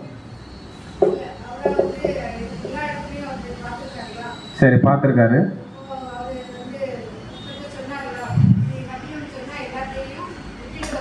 நம்ம சொன்னோம் இல்லையா, ஆண்டவராக இயேசு கிறிஸ்து பின்னாடி இவர் போனதாகவோ இவர் போன இடங்கள் எல்லாம் சகை இருந்ததாகவோ எந்த ரெக்கார்டும் என்ன இல்லை. ஆனால் ஒரு ப்ரூஃப் இருக்குன்னு சொன்னோம் இல்லையா? என்ன ப்ரூஃபாக இருக்குன்னா, மத்தேயு 18ஆம் அதிகாரத்தில் இன்னொரு கான்செப்ட் இருக்கு. என்ன கான்செப்ட்னா, நல்ல போதகரே, நல்ல போதகரே, நித்திய ஜீவனை பெற்றுக்கொள்வதற்கு நான் என்ன செய்யணும்? நீ யார் கேட்டா? ஐஸ்வர்யமான ஒருவர் என்ன பண்றாரு? கேட்கிறார். வசனம் வாசிக்கலாம். லூக்கா 18:18. லூக்கா 18ஆம் அதிகாரம் 18ஆம் வசனம். அப்பொழுது தலைவன் ஒருவன் அவரை நோக்கி, நல்ல போதகரே, நித்திய ஜீவனை சுதந்திரித்துக் கொள்வதற்கு நான் என்ன செய்ய வேண்டும் என்று கேட்டான். அன்புக்குரிய சகோதர சகோதரிகளே, இந்த ஐஸ்வர்யவான்கிட்ட என்னெல்லாம் ஆண்டவராக இயேசு கிறிஸ்து எதிர்பார்த்தாரோ அந்த எதிர்பார்த்து தான் அவர் என்ன பண்ணியிருக்கிறாரு? என்ன பண்ணியிருக்கிறாரு? வெளிப்படுத்தியிருக்கிறார். அப்படின்னா இங்க இவர் கேட்ட உடனே ஆண்டவராக இயேசு கிறிஸ்து என்ன சொன்னார்? என்ன சொன்னாரு? நீ நியாயப்பிரமாணத்தை முதல்ல என்ன பண்ணு? கைகொள்ளு. விபச்சாரம் செய்யாதிருப்பாயா, கொலை செய்யாதிருப்பாயங்கிற விஷயங்கள சொல்றாரு. அப்போ அவர் என்ன சொன்னாரு? நான் ஆண்டவரே, இதெல்லாம் நான் சிறு வயதுலேருந்து என்ன பண்ணிட்டு இருக்கிறேன்? கடைபிடிச்சிட்டு இருக்கிறேன். அப்போ ஆண்டவராக இயேசு என்ன சொன்னாரு? நீ சம்பூர்ணராக இருக்க விரும்பினால் உனக்கு உண்டான எல்லாவற்றையும் நீ என்ன பண்ணு? விற்று தரித்திரர்களுக்கு கொடு. கொடுத்துட்டு நீ என்ன பண்ணு? என்னை பின்பற்றி. வசனம் வாசிக்கலாம். லூக்கா 18:23. லூக்கா 18ஆம் அதிகாரம் 23ஆம் வசனம். இயேசு அதை கேட்டு, இன்னும் உன்னிடத்தில் ஒரு குறைவு உண்டு. என்ன சொல்றாருன்னா, பின்னும் உன்னிடத்தில் ஒரு குறைவு உண்டு. நீ நியாயப்பிரமாணம் தெரிஞ்சவன் தான்ப்பா, நீ நிறைய விஷயங்களை படிச்சவன் தான்ப்பா, ஆனாலும் உங்ககிட்ட என்ன இருக்கு? ஒரு குறைவு இருக்கு. உனக்கு உண்டானவைகளை எல்லாம் விற்று தரித்திரருக்கு கொடு, அப்பொழுது பரலோகத்திலே உனக்கு பொக்கிஷம் உண்டாய் இருக்கும், பின்பு என்னை பின்பற்றி வா என்றார். ஆக்சுவலி ஒரு என்ன கேட்டாரு? ஆண்டவரே, நித்திய ஜீவனை பெற்றுக்கொள்றதுக்கு நான் என்ன செய்யணும்? ஆனால் பதில் எப்படி இருக்கு? அவன் கேட்டது எதுக்கு என்ன இல்லை? பதில் இல்லாத மாதிரி இருக்கா இல்லையா? இருக்கா இல்லையா? பதில் இல்லாத மாதிரி இருக்கான். உண்மையிலே ஐஸ்வர்யன் கேட்டதுக்கான பதில் இருந்த மாதிரி என்ன ஆகல வசனத்துல நமக்கு இல்லை. அவர் கேட்டது நித்திய ஜீவன். இவர் என்ன சொல்றாருன்னா, உனக்கு இருக்கிறது எல்லாத்தையும் விற்று தரித்திரர்களுக்கு கொடுத்துட்டு என்னை பின்பற்றி வா. அப்படின்னா என்ன சொல்றான்? என்னை பின்பற்றி வந்தாதான் உனக்கு என்ன கிடைக்கும்? என்ன கிடைக்கும்? நித்திய ஜீவன் கிடைக்கும்னு சொன்ன உடனே அங்க என்ன சொல்றாருன்னா, லூக்கா 18:24 மற்றும் 25. லூக்கா 18ஆம் அதிகாரம் 24 முதல். அவன் மிகுந்த துக்கம் அடைந்ததை இயேசு கண்டு, ஐஸ்வர்யம் உள்ளவர்கள் தேவனுடைய ராஜ்யத்தில் பிரவேசிப்பது எவ்வளவு அரிதா இருக்கிறது, ஐஸ்வர்யவான் தேவனுடைய ராஜ்யத்தில் பிரவேசிப்பதை பார்க்கலும் ஒட்டகமானது ஊசியின் காதிலே நுழைவது எளிதா இருக்கும் என்றார். அப்படின்னா அன்புக்குரிய சகோதர சகோதரி, ஐஸ்வர்யவான் பரலோக ராஜ்யத்துக்கு போக மாட்டான்னு இயேசு கிறிஸ்து என்ன பண்ணல? சொல்லல. அவனவன் தான் அழைக்கப்பட்ட நிலையிலேயே நிலைத்திருக்க கடவன். என்னை பின்பற்றி வரும்போது நீ என்ன ஒரு முடிவு எடுக்கிறையோ அந்த முடிவுல உறுதி வரை என்ன செய்யணும்? கடைசி வரைக்கும் என் பின்னாடி நீ வரணும், வந்துகிட்டு இருக்கணும். அதை விட்டுட்டு நான் சொல்லாதத, நான் கட்டளையிடாத விஷயங்களை நீ கை கொண்டு செஞ்சுட்டு வந்தீன்னா எனக்கு நீ யாரு கிடையாது? சீசன் கிடையாது. அப்ப இங்க என்ன ஒரு விஷயத்தை நம்ம பார்க்கிறோம்னா, அன்புக்குரிய சகோதர, சில பேரு, புகழ், அதிகாரங்கள், பணம் இதெல்லாம் நம்ம வைக்கக்கூடாதுன்னு எதுவுமே சொல்லலை. என்ன உண்மையில சொல்ல வாரார்னா, இதையெல்லாம் நீ வச்சுக்கிட்டேன்னா என்னை பின்பற்றி வர்றதுல உனக்கு என்னது? கஷ்டம், கடினம். உன்னால அந்த வழியில வர முடியாது. அந்த ஐஸ்வர்யத்தின் மயக்கம் உன்னை என்ன பண்ணும்? கண்டிப்பா இடரலை உண்டு பண்ணும். அன்புக்குரிய சகோதர சகோதரர்களே, இந்த விஷயம் எங்க நடக்குது? லூக்கா 18ஆம் அதிகாரம். சகையினுடைய கான்செப்ட் எத்தனாம் அதிகாரம்? 19ஆம் அதிகாரம். அப்படின்னா மனமருந்தி அவன் மிகுந்த ஆசை உள்ளவனாக இருந்ததுனால என்ன பண்ணிட்டான்? மனசாப்பட்டு என்ன போயிட்டாரு? இப்போ இங்கே தான் லூக்கா 19ஆம் அதிகாரத்தில் தான் யாருடைய கண்டென்ட் வருது? சகையினுடைய கண்டென்ட். அப்போ ஒரு ப்ரூஃப் இருக்குன்னு சொன்னோம் இல்லையா? இவர் இப்படிப்பட்ட ஒரு சாக்ரிஃபைஸை செய்யறதுக்கு என்ன காரணம்னா, இந்த ஒரு விஷயத்தை யார் கேள்விப்பட்டிருக்கா? பார்த்துருக்கலாம், கேள்விப்பட்டிருக்கலாம், என்ன வேணாலும் செஞ்சிருக்கலாம். ஆனால் அவருடைய இருதயத்தில் இந்த ஒரு விஷயம் என்ன பண்ணியிருக்குன்னா ஆழமாக உள்ள போயிருக்கு. அன்புக்குரிய சகோதர சகோதரிகளை, அதான் பார்க்குறோம். இந்த இடத்துல இல்லை, அந்த இடத்துல அவரும் இருந்தாரா என்பது நமக்கு தெளிவாக தெரியல. ஆனால் கேள்விப்பட்டிருக்கிறாரு, இல்லைன்னா பார்த்துருக்கிறாரு. இதில் ரெண்டு விஷயத்தில் ஏதோ ஒன்று அந்த இடத்துல என்ன இருக்கு, நடந்திருக்கு. அப்போ என்ன பார்க்குறோம்னா, ஆசைகளில் பாதி ஏழைகளுக்கு அநியாயமாக வாங்கினோம்னா நாளத்தனே திரும்ப கொடுக்குறேங்கிற ஒரு விஷயத்த என்ன பண்ணியிருக்கிறான்னு சொல்லி நல்லா புரிஞ்சுக்கலாம். எப்பேற்பட்டதான ஒரு உணர்வு, இயேசு கிறிஸ்துவனுடைய வாழ்க்கையில அவர் சொல்ற விஷயத்த ஒருவர் கீழ்ப்படிஞ்சு நடந்துட்டாருன்னா, அன்புக்குரிய சகோதர சகோதர, தேவனுடைய பார்வையில இதை விட விலையேறப்பட்ட கிரேஸோ கிருபையோ இரக்கமோ தயவோ வேற எதுவும் இருக்கிறதுக்கு என்ன கிடையாதுன்னா வாய்ப்பே கிடையாது.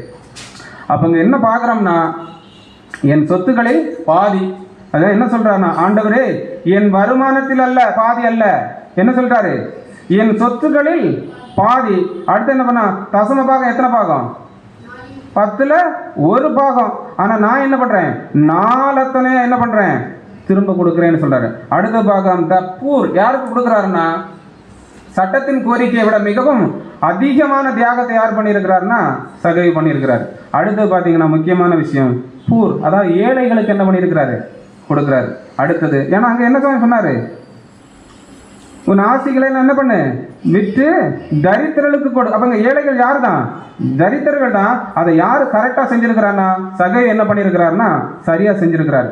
இதை தான் நம்ம பார்க்குறோம். ரீப்ரண்ட் 27:31 நம்முடைய மூத்த சகோதரர் அருமையா கொடுக்குறா, அவன் செய்தது சிறு சிறு அநியாயங்கள் ஆனதால் குறிப்பாக யாரை ஏமாற்றினான் என்று கண்டறிய முடியாத நிலைகள் இருந்தன. அதனால என்ன பண்ணிட்டாருன்னா, பொதுவா 4 என்ன பண்றேன், திரும்ப கொடுக்க. அடுத்து என்ன பார்க்கணும், அதற்கான பொது நியாய தீர்வு ஏழைகளுக்கு கொடுத்தான். யாருக்கு வேணாலும் அது என்ன ஆகட்டும் போட்டோம், ஆனா ஏழைகளுக்கு என்ன ஆகட்டும், அந்த பணம் போய் சேரட்டும் என்ன பண்றாரு, கொடுக்குறார். அடுத்து பார்க்கிறோம், சகையை ஒரு தனிப்பட்ட மற்றும் அனைத்தையும் பிரதிஷ்டை செய்தார் ஆண்டவருக்கு முன்பாக தேவனுக்கு.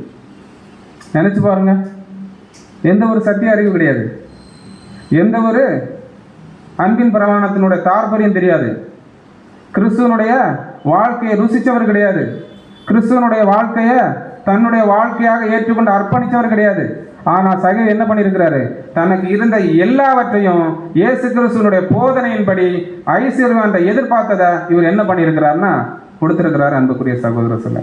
அடுத்து நம்ம இங்க என்ன பாருங்க, அன்பானுடைய சகை இந்த அர்ப்பணிப்பில் கிறிஸ்து பிரியப்படுற மாதிரி வேற என்ன செய்தார், கிறிஸ்து இந்த அர்ப்பணிப்புல கிறிஸ்து பிரியப்படுற மாதிரி வேற என்ன செய்திருப்பார். 18ஆம் அதிகாரத்துல சகைகிட்ட எதிர்பார்த்ததை என்ன பண்ணிட்டாரு, அந்த ஐஸ்வர்யத்தை எதிர்பார்த்ததை 19ஆம் அதிகாரத்துல ஒரு விஷயம் பண்ணிட்டாரு. பாதியை சொத்துல பாதியை கொடுக்குறேன், 4 யாராவது வாங்கிட்டு வந்தோம்னா அதையும் நான் என்ன பண்ண, ஏழைகளுக்கு திரும்ப கொடுக்குறேன்னு கொடுத்துட்டாரு. இப்ப அடுத்த ஏதாவது இயேசு கிறிஸ்து பிரியப்படுற மாதிரி செஞ்சிருப்பாரா? அப்படி செஞ்சிருப்பாருன்னா என்ன செஞ்சிருப்பாரு, நியாயப்பிரமாணத்தை நிறைவேற்றிருக்கிறார், நியாயப்பிரமாணத்தை நிறைவேற்றிருக்கிறார். ஆனா சதிசேர் பரிசேர் வேதபாரர்கள் பார்வையில யார் பிரமாணத்து மீது நடக்கிறா அவங்க மட்டும்தான், யார் நீதிமான் அவங்க மட்டும்தான், யார் உண்மை உள்ளவங்க அவங்க மட்டும்தான், தேவன் அறிஞ்சவங்க யாரு அவங்க மட்டும்தான், மற்றவங்க எல்லாம் யாரும் கிடையாது. அப்ப இங்க என்ன நடந்திருக்குன்னா, அன்புக்குரிய சகோதர சகோதரர்களே, அடுத்து நம்ம என்ன பார்க்கறோம்னா, இந்த 4 flood, அதாவது 4 மடங்குங்கிறது இது எப்படின்னா, நியாயப்பிரமாணம் சட்டம் கேட்டது ஒண்ணு, சில நேரங்களில் 1 மடங்கு, சில நேரங்களில் 2 மடங்கு நியாயப்பிரமாண சட்டம் என்ன ஆயிருக்கு, கேட்டிருக்கு. என்னாகமத்துல வசனங்கள் என்ன ஆகுது இருக்குது. அப்ப இதையும் சகை என்ன பண்ணிருக்கிறாருன்னா இந்த இடத்துல வெளிப்படுத்திருக்கிறார். அப்ப அவருக்கு சகை நியாயப்பிரமாணம் தெரியுமா தெரியாதா? கண்டிப்பா என்ன ஆகும், நியாயப்பிரமாணம் தெரியும். வசனம் வாசிக்கலாம் பாருங்க, என்னாகமும் 5ஆம் அதிகாரம் 6ஆம் வசனம். என்னாகம் 5ஆம் அதிகாரம் 6ஆம் வசனம்.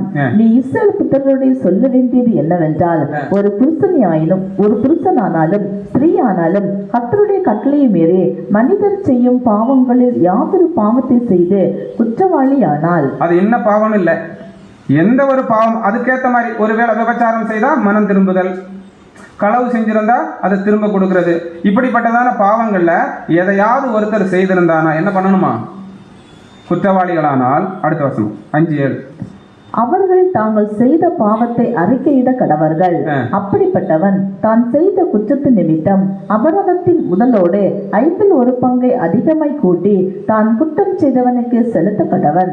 இப்ப இவருக்கு என்ன குற்ற உணர்ச்சி, அநியாயமா நான் என்ன பண்ணிட்டேன், அநேகர்கிட்ட வசூலிக்கிற பேர்ல வாங்கிட்டேன், இப்ப நான் என்ன பண்ணணும், இதை அறிக்கையிடணும். அறிக்கையிட்டாரா இல்லையா, என் ஆசைகளை பாதியை நான் என்ன பண்றேன், ஏழைக்கு கொடுக்குறேன். அடுத்து என்ன சொல்றாரு, நான் யாரிடத்திலாவது அநியாயமா வாங்கினது உண்டானால் 4 என்ன பண்றேன், திரும்ப கொடுக்குறேன். அப்ப சகை பாவத்தை அறிக்கை பண்ணியிருக்கிறாரா, பண்ணியிருக்கிறாரா இல்லையா, தன் குற்றத்தை உணர்ந்து கொண்டாரா இல்லையா. ஆனா நியாயப்பிரமாணம் கேட்டது எத்தனை %, 1/5 பங்கு.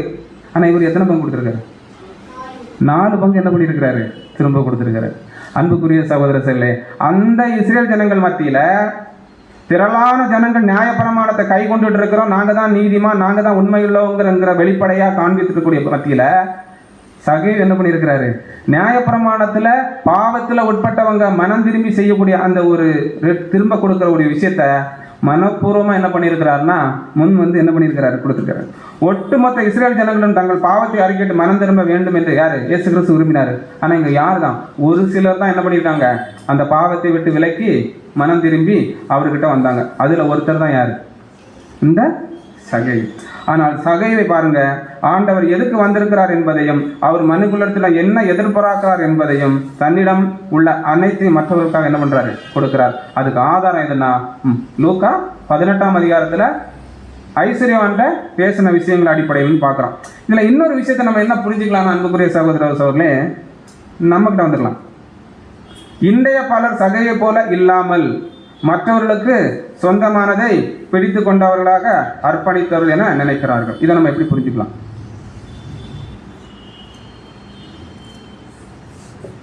நான் எதுவும் பண்ண வேண்டிய என்ன இல்லை, தேவையில்லை, யார் பார்த்துக்குவா? இருக்கிறவங்க பார்த்துக்குவாங்க. இது சரியா? இங்க என்ன சொல்றாருன்னா, ஆனால் உண்மையான மனமாற்றம் யாரு? சகேயு. என்ன மனமாற்றம்? நியாயத்தை அநியாயத்தை விட்டு விட்டாரு. அடுத்தது திருப்பி கொடுக்குது. அடுத்தது அதிகமாக கொடுக்கும். இந்த விஷயத்தை யார் பண்ணியிருக்கா? யார் பண்ணியிருக்கா? சகேயு பண்ற மாதிரி நமக்கு தெரியுது. ஆனா சகேயு என்ன பண்ணியிருக்கிறான்னா அன்புக்குரிய சகோதரர் கீழே எப்படி பார்க்கறோம்னா, சகையின் மனமாற்றம் எதன் அடிப்படையில் எப்படி இருந்திருக்குன்னா, இருதயத்தில் மட்டுமல்ல கிரியையிலும் வெளிப்பட்டது. அடுத்தது பணப்பை, பர்சன் ஆள் உள்பட எல்லாத்தையுமே வாழ்க்கை முழுவதும் என்ன பண்ணியாச்சு? அர்ப்பணிச்சாச்சு. அவருக்குன்னு ஏதாவது எடுத்து வச்சதா எங்கேயா வசனம் இருக்கா? எதையும் இல்லை. எனக்கிட்ட இருக்கிறதுல முதல்ல பாதி யாருக்கு? ஏழைகளுக்கு. அடுத்து அந்த பாதியில் என்ன பண்றாரு? நாலத்தனையா என்ன பண்றேன்? திரும்ப கொடுக்குறேன். யார்கிட்ட எவ்விதமாக நான் அநியாயமா வாங்கிறது உண்டானா அதை நாலத்தனை என்ன பண்றேன்? திரும்ப கொடுக்குறேன். அன்புக்குரிய சகோதர சகோதரர்களே, நம்முடைய அர்ப்பணிப்பின் ஜீவ வாழ்க்கையில நாம எதை கொடுக்குறோங்கிறதான் யார் எதிர்பார்ப்பா? யார் எதிர்பார்ப்பா? தேவன் எதிர்பார்ப்பாரு, கிறிஸ்து எதிர்பார்ப்பாரு. மற்றவங்க யார் எவ்வளவு கொடுப்பானுக்கு தேவன் எதிர்பார்ப்பாரா? அப்ப ஒவ்வொருவருடைய தனிப்பட்ட வாழ்க்கையிலும் தனிப்பட்ட வாழ்க்கையின் முறையிலும் நம்முடைய அர்ப்பணிப்பே தேவனுடைய எதிர்பார்ப்பு, நம்முடைய சாக்ரிஃபைஸே தேவனுடைய எதிர்பார்ப்பு, நம்முடைய கீழ்ப்படிதலே தேவனுடைய எதிர்பார்ப்பு, நம்முடைய இருதயத்தின் வாழ்க்கையே தேவனுடைய எதிர்பார்ப்பு. மற்றவங்க இருதயத்தோடு நம்ம என்ன பண்ண முடியாது? கம்பேர் பண்ணி பார்க்க முடியாது. அப்ப எந்த அளவுக்கு தேவனுக்காக நம்ம சில விஷயங்களை இழக்கிறோமோ, எந்த அளவுக்கு தேவனுக்காக சில விஷயங்களை நம்ம விட்டு கொடுக்கிறோமோ, அந்த அளவுக்கு நாமளும் யாரா மாறிக்கிட்டு இருப்போம்னா ஆபிரகாமின் ஆவிக்குரிய புத்திரர்களாக என்ன பண்ணிட்டு இருப்போம்? முதலாம் வாக்கு தத்தத்தின் சொந்தக்காரர்களாக மாறிக்கொண்டிருப்போம் அன்புக்குரிய சகோதரர். அப்ப இந்த இடத்துல நமக்கு நல்லாவே தெரியும், சீசத்துவத்துக்கான முக்கியமான வசனம் இதுதான். மத்தேயு 16ஆம் அதிகாரம் 24. நமக்கு நல்லாவே தெரியும். அப்பொழுது இயேசு அவருடைய சீசரை நோக்கி, ஒருவன் என்னை பின்பற்றி வர விரும்பினால் என்ன பண்ணணும்? தன்னைத்தான் வெறுக்கணும். சகையை வெறுத்திருக்காரா இல்லையா? எந்த அளவுக்கு வெறுத்திருக்கிறாரு? எந்த அளவுக்கு கீழே இறங்கி வெறுக்க முடியுமோ அந்த அளவுக்கு தன்னை என்ன பண்ணியிருக்கிறாரா? வெறுத்து தனக்குண்டான எல்லாவற்றையும் என்ன பண்ணியிருக்கிறாரு? கொடுத்திருக்கிறார். அன்புக்குரிலே, இதைதான் பிரதர் எப்படி கொடுக்கிறாருன்னா, கடவுள் இப்போது தியாகம் செய்பவர்களையே அழைக்கிறார். எதை தியாகம்? தன்னிடத்தில் என்னென்னலாம் இருக்குதோ, ஸோ அந்தந்த சூழ்நிலைக்கு ஏற்றவாறு தேவன் என்கிட்ட என்னெல்லாம் எதிர்பார்க்கிறாரோ, இதை யாரெல்லாம் ஒருத்தர் இழக்கிறாரோ இவர்களை தான் தற்காலத்தில் தேவன் என்ன பண்ணிட்டு இருக்கிறாரு? அழைக்கிறார். இதுதான் யதார்த்தம், இதுதான் சத்தியம், இதுதான் நமக்கான சீசத்துவத்துக்கான கட்டளை. அன்புக்குரிய சகோதர சகோதரிகளே, அடுத்து என்ன ஒரு விஷயத்தை பார்க்கிறோம்னா, உனது உடைமைகள் அனைத்தும், உனது காலம் முழுவதும், உனது புகழ் அனைத்தும், இதுவரை உனக்கு பிரியமான அனைத்தையும் என்ன பண்ணணும்? உனக்கு பிரியமா இந்த உலகத்துல என்னதான் இருக்கோ அது தேவன் கேட்டார்னா அதை நீ என்ன ஆகணும்? கொடுத்தே ஆகணும். உன் மகனை நீ எனக்கு என்ன பண்ணு? பலியாக கொடுத்தாரா இல்லையா? தெளிவா இருக்கிறார். பலி கொடுத்தான்னு இருக்குது. அப்ப எந்த அளவுக்கு தேவன் மேல ஒரு விசுவாசம் கொண்ட ஆபிரகாம் அந்த இடத்துல என்ன பண்ணிருக்கணும்? அந்த பலியை மனித அளவுல செலுத்தி இருக்கணும். அன்புக்குரிய சகோதர சகோதரி, பலி செலுத்தாதவன் தேவனுடைய புத்திரனே முத கிடையாது. இதுதான் யதார்த்தம். அடுத்து என்ன பார்க்கிறோம்னா, ஏழை தனது கற்பனை மற்றும் லட்சியம், பேராசை ஆகியவற்றின் சிலைகளை கைவிட வேண்டும். இந்த உலகத்துல தேவனுடைய பிள்ளைகள் எதையெல்லாம் பெருசா நினைச்சிட்டு இருக்கோ அதையெல்லாம் உடனடியா என்ன பண்ணணுமா, கைவிடணும். அடுத்து என்ன பார்க்கிறோம்னா, செல்வந்தர் தியாகம் செய்ய வேண்டும். என்ன பண்ணணுமா, செல்வந்தர் தனக்குள்ளான யாவற்றையும் தியாகம் செய்ய வேண்டும். அவர் வைத்திருந்ததை மட்டுமல்ல, ஆனால் அவர் எதிர்பார்த்த அனைத்தையும். அப்ப என்னை ஒருவன் பின்பற்றி வர விரும்பினாலுங்கிற அந்த வசனத்தினுடைய தாற்பயம் என்ன, தன்னைத்தான் வெறுக்கலுங்க தாற்பயம் என்னன்னா இதுதான். அடுத்து என்ன பார்க்கிறோம்னா, இதை ரோமர் 12:1 நமக்கு பரிச்சயமான வசனம். இதுதான் எது, தேவனுடைய பிள்ளைகள் செய்யக்கூடிய புத்தி உள்ள ஆராதனை. யாரையே கொடுக்கணும், நம்மளையே கொடுக்கணும்னா அப்ப நம்மளுடைய சுத்தி இருக்கிற எல்லாவற்றையும் தேவன் கேட்டா என்ன பண்ணி தான் ஆகணும், கொடுத்துட்டோம்னா. அன்புக்குரியவர்களே, சகேயு எப்படி ஒரு நற்சாட்சி ஆண்டவராக இயேசு கிறிஸ்து இடத்துல வாங்கினாரோ அதே போல பிதாவாகி தேவனிடத்துல என்ன பண்ணுவாரு, ஆண்டவராக இயேசு கிறிஸ்து புது சிஷ்யாகி நம்மளை என்ன பண்ணுவார்னா அறிக்கையிடுவார். நம்ம இந்த இடத்துல பார்க்கிறோம். அப்ப அன்பானவர்கள், சகேயன் அர்ப்பணிப்பை பார்த்த உடனே ஆண்டவர் என்ன சொல்றாருன்னா, லூக்கா 19:9 வாசிஸ். லூக்கா 19:9 இயேசு அவனை நோக்கி, இன்றைக்கு இந்த வீட்டுக்கு ரட்சிப்பு வந்தது. இந்த வார்த்தை தான் சகேயுவுக்கு என்ன வார்த்தை, அவர் எதிர்பார்க்காத ஒரு வார்த்தை. அங்க என்ன சொல்லிட்டாருன்னா, இன்றைக்கு இந்த வீட்டுக்கு ரட்சிப்பு வந்தது, இவனும் ஆபிரகாமின் புத்திரராயிருக்கிறானே. அப்ப ஆபிரகாமின் புத்திரரா இருக்கேன்னு சொல்றதெல்லாம் யாரு கிடையாது, ஆபிரகாமின் புத்திரர் கிடையாது. நாங்கள் தேவனுடைய பிள்ளைகள்னு சொல்றவங்க எல்லாம் யாரு கிடையாது, தேவனுடைய பிள்ளைகள் கிடையாது. யாரெல்லாம் தேவனுக்காக இருக்கிற தங்களிடத்தில் இருக்கிற எல்லாவற்றையும் இழக்கிறாங்களோ அவங்க தான் யாரு, தேவனுடைய பிள்ளைகள். அதே போல ஆபிரகாமின் கிரியைகளை யாரெல்லாம் அந்த காலத்துல காமிச்சாங்களோ அவங்களதான் ஆண்டவராக இயேசு கிறிஸ்து என்ன சொல்றாருன்னா, இவர்களும் ஆபிரகாமின் புத்திரர். அப்ப இங்க ரட்சிப்பு லிட்டரலா நம்ம எப்படி பார்க்கலாம், இந்த வீட்டுக்கு ரட்சிப்பு வந்ததுங்கிற விஷயத்தை நம்ம எப்படி பார்க்கலாம். இந்த வீட்டை பத்தியா பேசினாரு, இந்த வீட்டை பத்தியா பேசினாரு. அப்ப எந்த வீட்டை பத்தி பேசினாரு, அன்புக்குரிய சகோதரர், சகையினுடைய இருதயம். இந்த இடத்துல நம்ம எப்படிதான் பார்க்கணும்னா, அந்த இடத்துல லிட்டரலா ஒரு கட்டிடத்தை பத்தி என்ன பண்ணல ஆண்டவராக இயேசு கிறிஸ்து பேர்ல, சகையினுடைய இருதயத்தை பத்தி பேசுறாரு. இந்த வீட்டுக்கு ரட்சிப்பு உண்டானது. ஏன் அந்த ஒரு விஷயத்தை புரியுதுன்னா, அப்ப பவுல் பின்னாடி எழுதுறார் ரோமர் அதிகாரத்துல, உள்ளத்தால் யூதனானவனே யூதன். அப்ப உள்ளத்துல ஆபிரகாமின் கிரியைகளை யாரு முறையா அர்ப்பணிப்பின் வாழ்க்கையில காமிச்சிட்டு இருக்காங்களோ இவங்க தான் யாருன்னா யூதன். அப்ப உண்மையிலே புது சிஷ்ய, அந்த வாழ்க்கையை வாழ்ந்த புது சிஷ்ய யாரு, தேவனுடைய பார்வையில யூதன். அதான் வசனம் பார்க்கிறோம், ரோமர் 12:29 வாசிக்க வேண்டாம். இதன் அடிப்படையில் தான் அங்க என்ன சொல்றானா, இவனும் ஆபிரகாமின் புத்திரனா இருக்கிறானே. சரி அன்பான இங்கு சகோதரர், நமக்கு என்ன பாடம், வேற ஏதாவது தேவன் வச்சிருக்கிறாரா கேட்டா, பிரதர் கொடுக்கிறாரு, ஆன்மீக வீட்டில் இருப்பவர்கள் யாரு, ஆன்மீக வீட்டில் இருப்பவங்க யாரு, நாம தான். இப்ப என்ன சொல்ல வரோன்னா, தங்கள் பாவங்களுக்காக மனம் திரும்பி இறைவனுடன் இணக்கமாய் அவருடைய வழிகளின்படி நடக்க முயற்சிக்கும் போது அவர்களுக்கு ரட்சிப்பு தொடங்குகிறது. இது முதலாம் ஆண்டவராக இயேசு கிறிஸ்துவின் வருகையில இஸ்ரேல் ஜனங்கள் மத்தியில அவர் எதிர்பார்த்துட்டது. இப்ப அடுத்தது என்ன சொல்றான்னா, கர்த்தருடைய பார்வையில் ஆபிரகாம் எல்லா குமாரர்களும் சீசர் ஆவதற்கு தகுதியானவர்கள் ஒருத்தர் கூட கிடையாது. எல்லாருக்குமே தகுதி இருந்து, கிரேக்கன் என்றும் இல்லை, அடிமை என்றும் இல்லை, சுயாதீனம் யார் வேணும்னா ஆண் என்றும் இல்லை, பெண் என்றும் இல்லை. அடுத்து என்ன கொடுக்குறான், அபூரணத்தை நேர்மையான ஒப்புதல் வாக்கு மூலம் பாவத்திலிருந்து திரும்புதல், கிறிஸ்தவ மனதார ஏற்றுக்கொள்வது மற்றும் அவருடைய படிகளில் நடக்க முயற்சி செய்தல் ஆகியவை தேவைப்பட்டது. எந்த அளவுக்கு அவர் விரும்புகிறாரோ அதை கடைபிடிப்பது தான் தேவனுடைய எதிர்பார்ப்பும் கிறிஸ்துவனுடைய வாழ்க்கையுமாக இருந்ததுங்கிற இந்த இடத்துல புரிஞ்சுக்கலாம். அடுத்து பார்க்குறோம், மீண்டும் அதே விஷயத்தை சொல்றாரு, பலர் சகேயின் போக்கை முழுமையாக பின்பற்றாததில் பெரும் தவறு செய்கிறார்கள் என்று நாம் நம்புகிறோம். நிழலான ஒரு விஷயத்துல முதலாம் வருகையில ஒரு நபர் வாழ்ந்துட்டு இந்த வாழ்க்கையின் அடிப்படையில ஒரு புது சிஷ்ய என்ன செய்யலன்னு சொல்றாருன்னா, வாழலன்னு சொல்றாரு.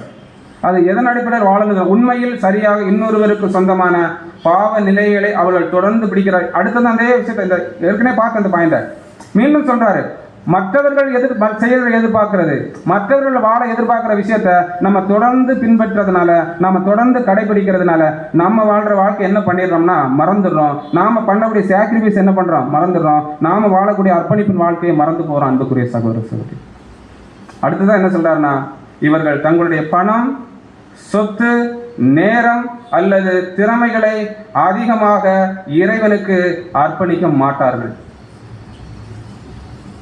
யாருக்கு அனுப்பாங்க? சீரியஸான விஷயம் அன்புக்குரிய சகோதரர். இதுதான் நான் திரும்ப சொல்ல, இதுதான் யதார்த்தம்.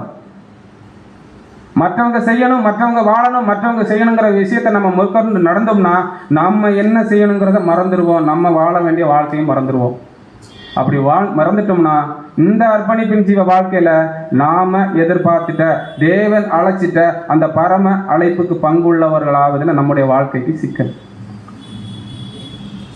அப்ப கேள்வி என்னன்னா, சகேவி தன்னிடத்தில் உள்ளது எல்லாவற்றையும் மனப்பூர்வமாக தேவனுக்கு மற்றவர்களுக்கும் கொடுத்து விட்டா ஓகே, குட், நல்ல விஷயம்தான். நாம எதை தேவனுக்காக கொடுக்கணும்? அதுதான் பார்த்தோம்.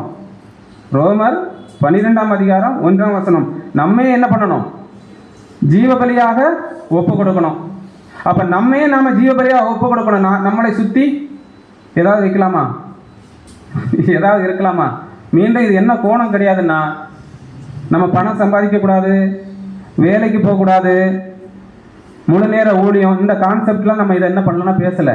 எல்லாம் நம்முடைய அன்றாட வாழ்க்கைக்கு தேவை. இருக்கிறதுல நம்மையும் சேர்த்து தேவனுக்கு முழுமையாக அர்ப்பணிக்கிறோமா? நம்மகிட்ட என்னெல்லாம் இருக்குதோ அதை தேவனுக்கு முழுமையாக கொடுக்குறோமா இல்லையாங்கிறதா இந்த ஒரு பாடம். அதை எங்க தேவன் மறைச்சு வச்சிருக்கிறான்னா, சகையனுடைய வாழ்க்கையில் என்ன பண்ணியிருக்கிறாரு?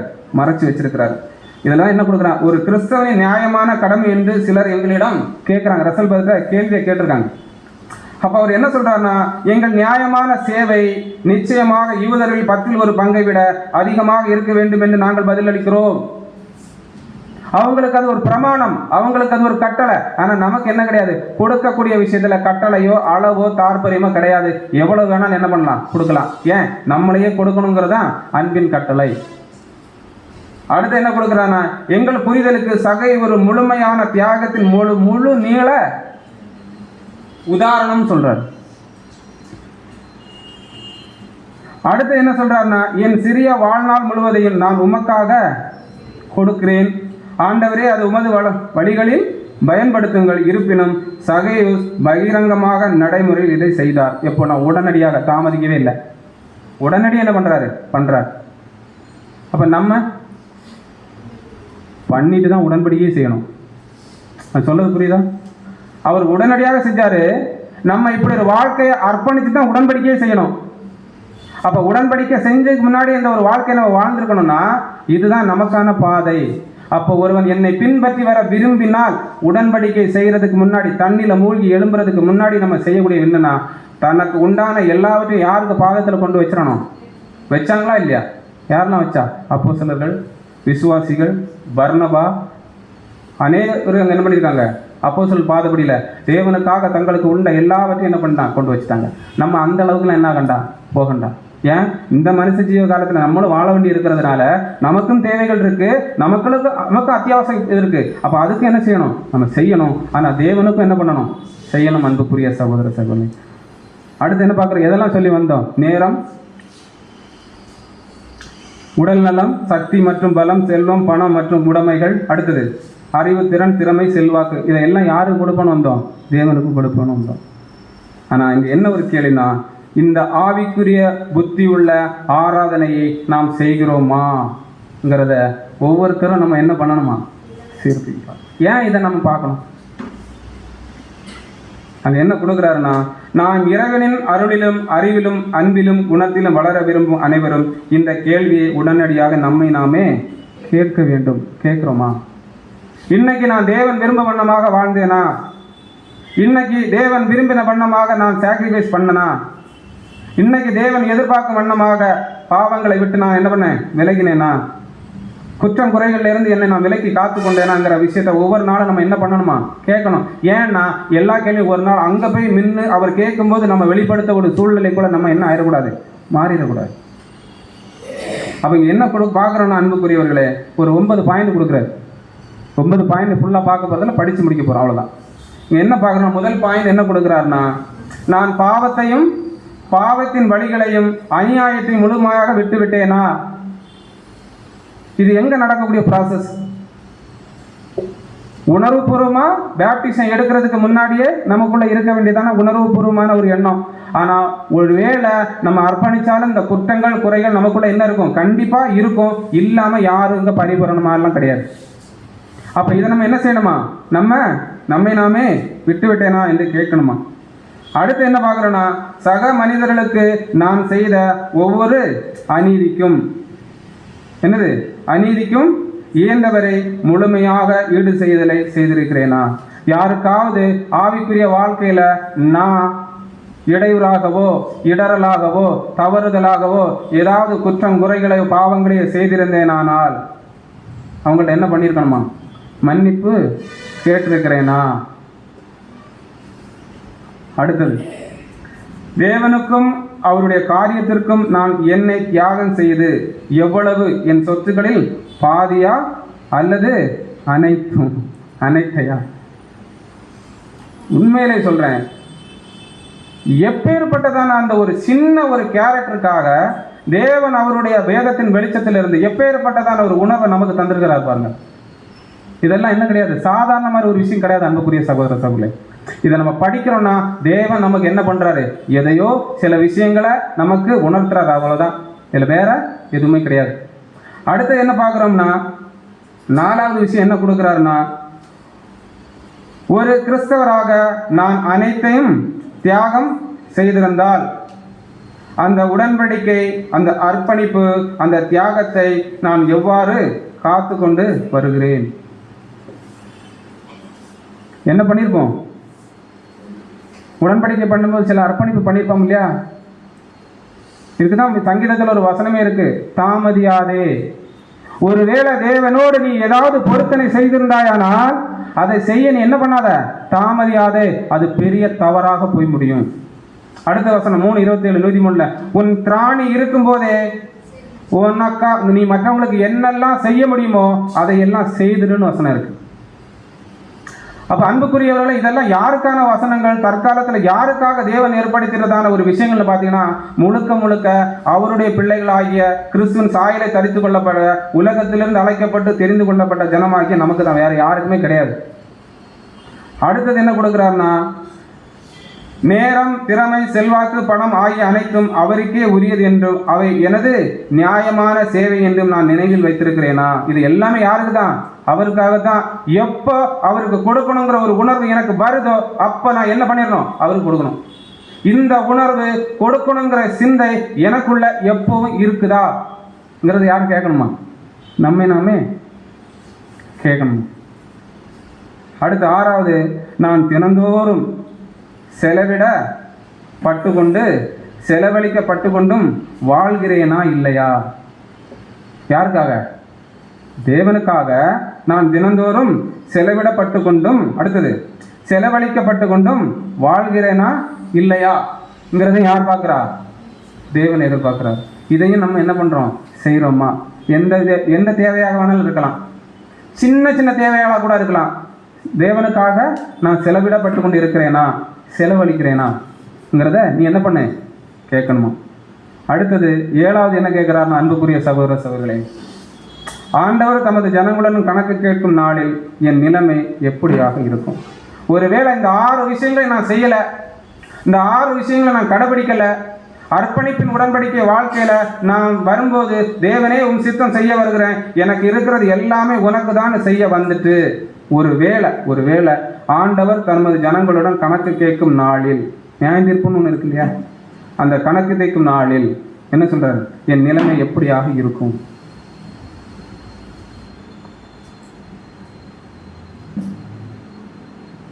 ஒருவேளை தேவன் எதிர்பார்க்க வண்ணமா வாழ்ந்திருந்தோம்னா, உதாரணத்துக்கு சகையை போல அங்கே போய் நிற்க வேண்டிய சூழ்நிலை நமக்கு என்ன ஆகாது? ஏற்படாது.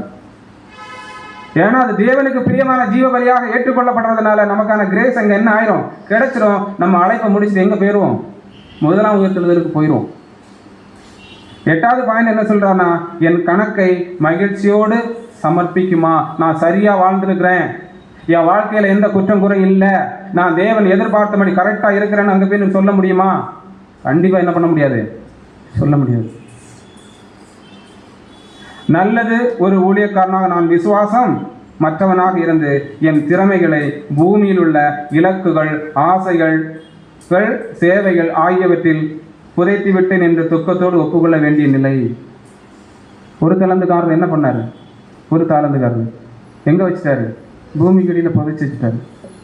ஒருவேளை நம்மளும் நமக்கு இருக்கிறதான எல்லா விஷயங்களையும் பூமிக்குரிய காரியங்களுக்கு செலவழிச்சிட்டோம்னா அங்க போய் சொல்ல முடியுமா? ஆண்டவரே, நிறைய இருந்தது, நான் என்ன பண்ணிட்டேன், எல்லாம் எனக்கு நிறைய தேவைகளும் செலவுகளும் இருந்ததுனால அதை முழுமை நான் என்ன பண்ணிட்டேன், எனக்கு நானே பயன்படுத்திக்கிட்டேன்னு போய் சொல்ல முடியுமான்னு கேட்குறேன். சொல்ல முடியுமா? முதல்ல வாயில பேச்சு வருமா? அங்க போய் என்ன அடுத்து சொல்றாரு 9வது பாயிண்ட். அல்லது என் உழைப்பினாலும் தியாகத்தினாலும் வந்த பலன்களை ஆண்டவருக்கு சமர்ப்பித்து நல்லவனும் விசுவாசமுள்ள ஊழியனே, உன் ஆண்டவருடைய ஆனந்தத்தில் பிரவேசி என்று அவர் சொல்லுவதை கேட்க தகுதியானவனாக இருப்பேனா? எதையுமே கொடுக்கல, தேவனுக்காக எதையுமே இழக்கல, எந்த ஒரு வாழ்க்கையை நான் வாழலை, அர்ப்பணிப்பின் ஜீவ வாழ்க்கைக்குள்ள நான் மேற்கொண்டு முன்னேறல. அப்படி இருக்கும்போது முதல்ல அந்த வார்த்தை நம்ம காதுக்கு வருமா? நல்லதும் உத்தமமும் உண்மையுமான ஊழியக்காரனே, கொஞ்சத்தில் பிரவேசிங்கிற ஒரு வார்த்தை முதல்ல நமக்கு வருமா? வராது. அப்ப ஆபிரகாமின் குமாரன்ங்கிற ஒரு நியாய பிரமாணத்தின்படியான ஒரு வாழ்க்கையை வாழ்றதுக்கே அப்பேற்பட்ட ஒரு சாக்ரிஃபைஸ் தேவைன்னா, அன்பின் பிரமாணத்துக்குள்ள தேவனுடைய தெய்வீக திட்டத்துல முதன்மையான அந்த ஒரு பாக்கியத்துக்குள்ள கடந்து செல்லக்கூடிய நம்மளுடைய வாழ்க்கையின் அர்ப்பணிப்பு எந்த அளவுக்கு இருக்கணும்? அன்புக்குரிய சகோதர சகோதரி, கற்பனைக்கு எட்டி பார்க்க முடியாத அளவுக்கு இருக்கணும். தேவன் பிரமிச்சு போற அளவுக்கு இருக்கணும். ஏன்னா கிறிஸ்து அதான் செஞ்சாரு. தேவன் தன்னிடத்தில் எதிர்பார்த்ததை விட மேலான சாக்ரிஃபைஸ் என்ன பண்ணியிருக்கிறார்? வாழ்ந்திருக்கிறாரு, கொடுத்திருக்கிறார். தியாக பலியாக, ஜீவ பலியாக என்ன பண்ணியிருக்கிறார்? கொடுத்திருக்கிறார். அவர் கேட்டது உயிரை மட்டும்தான். ஆனா கிறிஸ்து என்ன பண்ணாரு? ஒட்டுமொத்த சரீரத்தை சல்லடையா செதைச்சி நமக்காக என்ன பண்ணியிருக்கிறார்? கொடுத்துறார். எதையுமே அவர் கொண்டே போகல. பூமியில வாழ்ந்த 33 வருட காலத்திலும் தனக்கு மேலான அழைப்புக்கு தேவன் கொடுத்த எந்த ஒரு அங்கீகாரத்தையும் அவர் பயன்படுத்தல. மனுஷீக ஜீவ உரிமையில தேவன் கொடுத்த எதையுமே அவர் தனக்காக பயன்படுத்தல. பரிசுத்த ஆவி உள்பட எல்லாத்தையும் யாருக்காக தான் கொடுத்தாரு? மற்றவங்களுக்கு தான் கொடுத்தாரு. இப்ப என்ன ஒரு கேள்வினா அன்புக்குரியவர்களே, பிரதர் என்ன கொடுக்குறான்னா, இயேசு தம்முடைய வாழ்க்கையை பாவத்திற்காக பலியிட்டது போல அவர் செய்தது போல் மரணம் வரை உண்மையாக வாழ்க்கையை தியாகம் செய்ய அழைக்கப்படுகிறோம். இதுக்கு மட்டும்தான் தற்காலத்தில் அழைப்பு. எந்த அளவுக்கு தியாகம் செய்கிறோமோ, எந்த அளவுக்கு அர்ப்பணிப்பின் ஜீவத்தில் நம்ம உண்மையா இருக்கிறோமோ, அதுக்கு தக்கனதான் நமக்கு கிரேஸு, பாக்கியம், கிருபை எல்லாமே. அப்ப தேவனுடைய குமாரனுக்கு சாயலாக நம்ம அழைக்கப்பட்டிருக்கோம்னா சும்மா எல்லாம் எடுத்த உடனே என்ன பண்ணிட முடியாது, மாறிடெல்லாம் முடியாது அன்புக்குரிய சகோதரர். அதுக்கு அர்ப்பணிப்பு, தியாகம், பலி, அநேக விஷயங்கள், துன்பங்கள், கஷ்டங்கள், பாடுகள் வாயிலாக நம்ம கடந்து போகாம இந்த இலக்கை நம்மளால அடையவே முடியாது. அப்படி வாழ்றதுக்கு யாருன்னா பேர் கிறிஸ்தவ மண்டலத்தில் நிறைய பேர் இருக்காங்க. ஆனா தேவன் அந்த அழைப்புக்கு நம்மளை அழைக்கவே இல்லை. நம்மளை அழைத்தது புனிதமான அழைப்பு. அர்ப்பணிப்பின் வாழ்க்கைக்கு என்ன பண்ணியிருக்காருன்னா அழைச்சிருக்கிறார். அடுத்து என்ன பார்க்கணும்? அன்பான சகையின் வாழ்க்கை நமக்கு மேலும் ஏதாவது பாடம் இருக்குதுன்னா இருக்கு. சகைவை எங்க கூப்பிட்டாரு? கீழே இறங்கி வா, உன் வீட்டுக்கு நான் வாரேன். உன் வீட்டுக்கு வாரேன்னு சொன்னதுக்கு தான் அந்த அர்ப்பணிப்பு. எந்த அர்ப்பணிப்பு?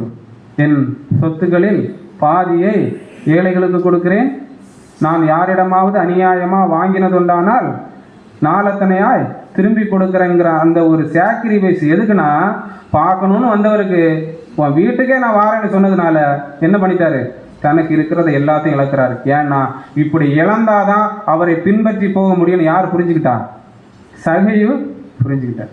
இப்ப கேள்வி என்னன்னா, நம்மளை எங்க கூப்பிடுற?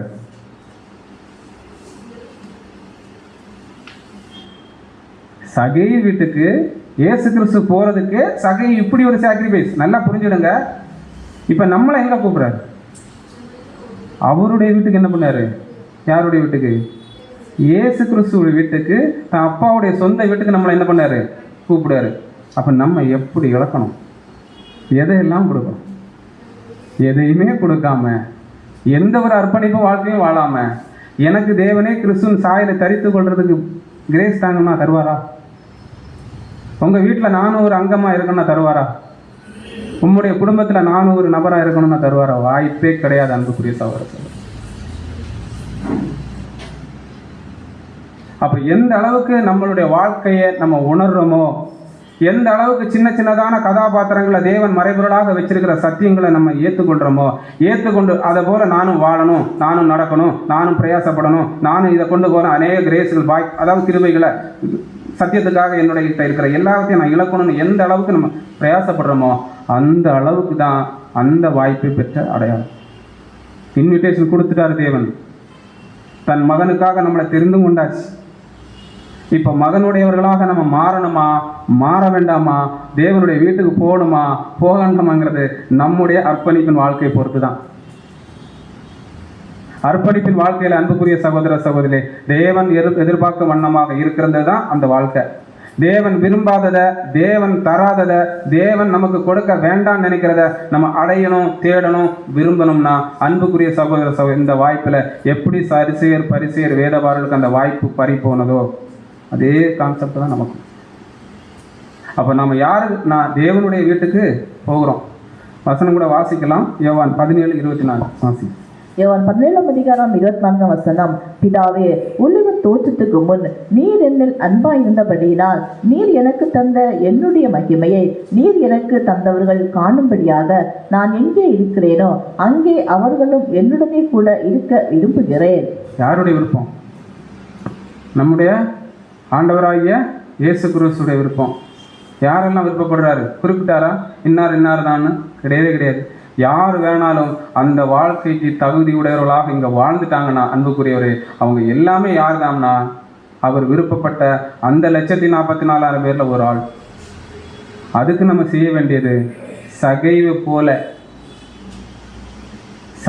போல அர்ப்பணிப்பின் வாழ்க்கை மட்டும் இல்லை, அதுக்கு மேலானதை நம்ம என்ன செய்யணும். எந்த அளவுக்கு அதில் நம்ம உடன்பட்டு தேவனுக்காக இந்த வாழ்க்கையில் நம்ம எதெல்லாம் இழக்க முடியுமோ, எதையெல்லாம் நீதியின் நிமித்தமாக நின்று பாடுகளையும் கஷ்டங்களையும் துன்பங்களையும் அவமானங்களையும் சகிக்க முடியுமோ சகிச்சு நம்ம வாழ்ந்துட்டோம்னா அன்புக்குரிய சகோதர சகோதரிகளே, நாமளும் யார்? ஆபிரகாமுக்கு கொடுக்கப்பட்ட வாக்கு தத்தத்தில் முதன்மையான வாக்கு தத்தத்தில் ஒருத்தராக யாராயிரும்? நம்மளும் மாறிடுவோம். ஸோ இப்பேற்பட்டதான ஒரு அருமையான பாடத்தை சகைன்னு ஒரு சின்ன கேரக்டரில் தேவன் வைத்திருந்து இன்றைய நாளிலும் பொழுதிலும் கூட நமக்கு வெளிப்படுத்தின நம்முடைய பிதாவாகிய தேவனுக்கு நாம் நன்றிகளையும் துதிகளையும் ஸ்தோத்திரங்களையும் ஏறெடுப்போம். பொறுமையோடு கேட்ட நம் அனைவரையும் தேவன் தாமே ஆசீர்வதிப்பாராக. ஆமென்.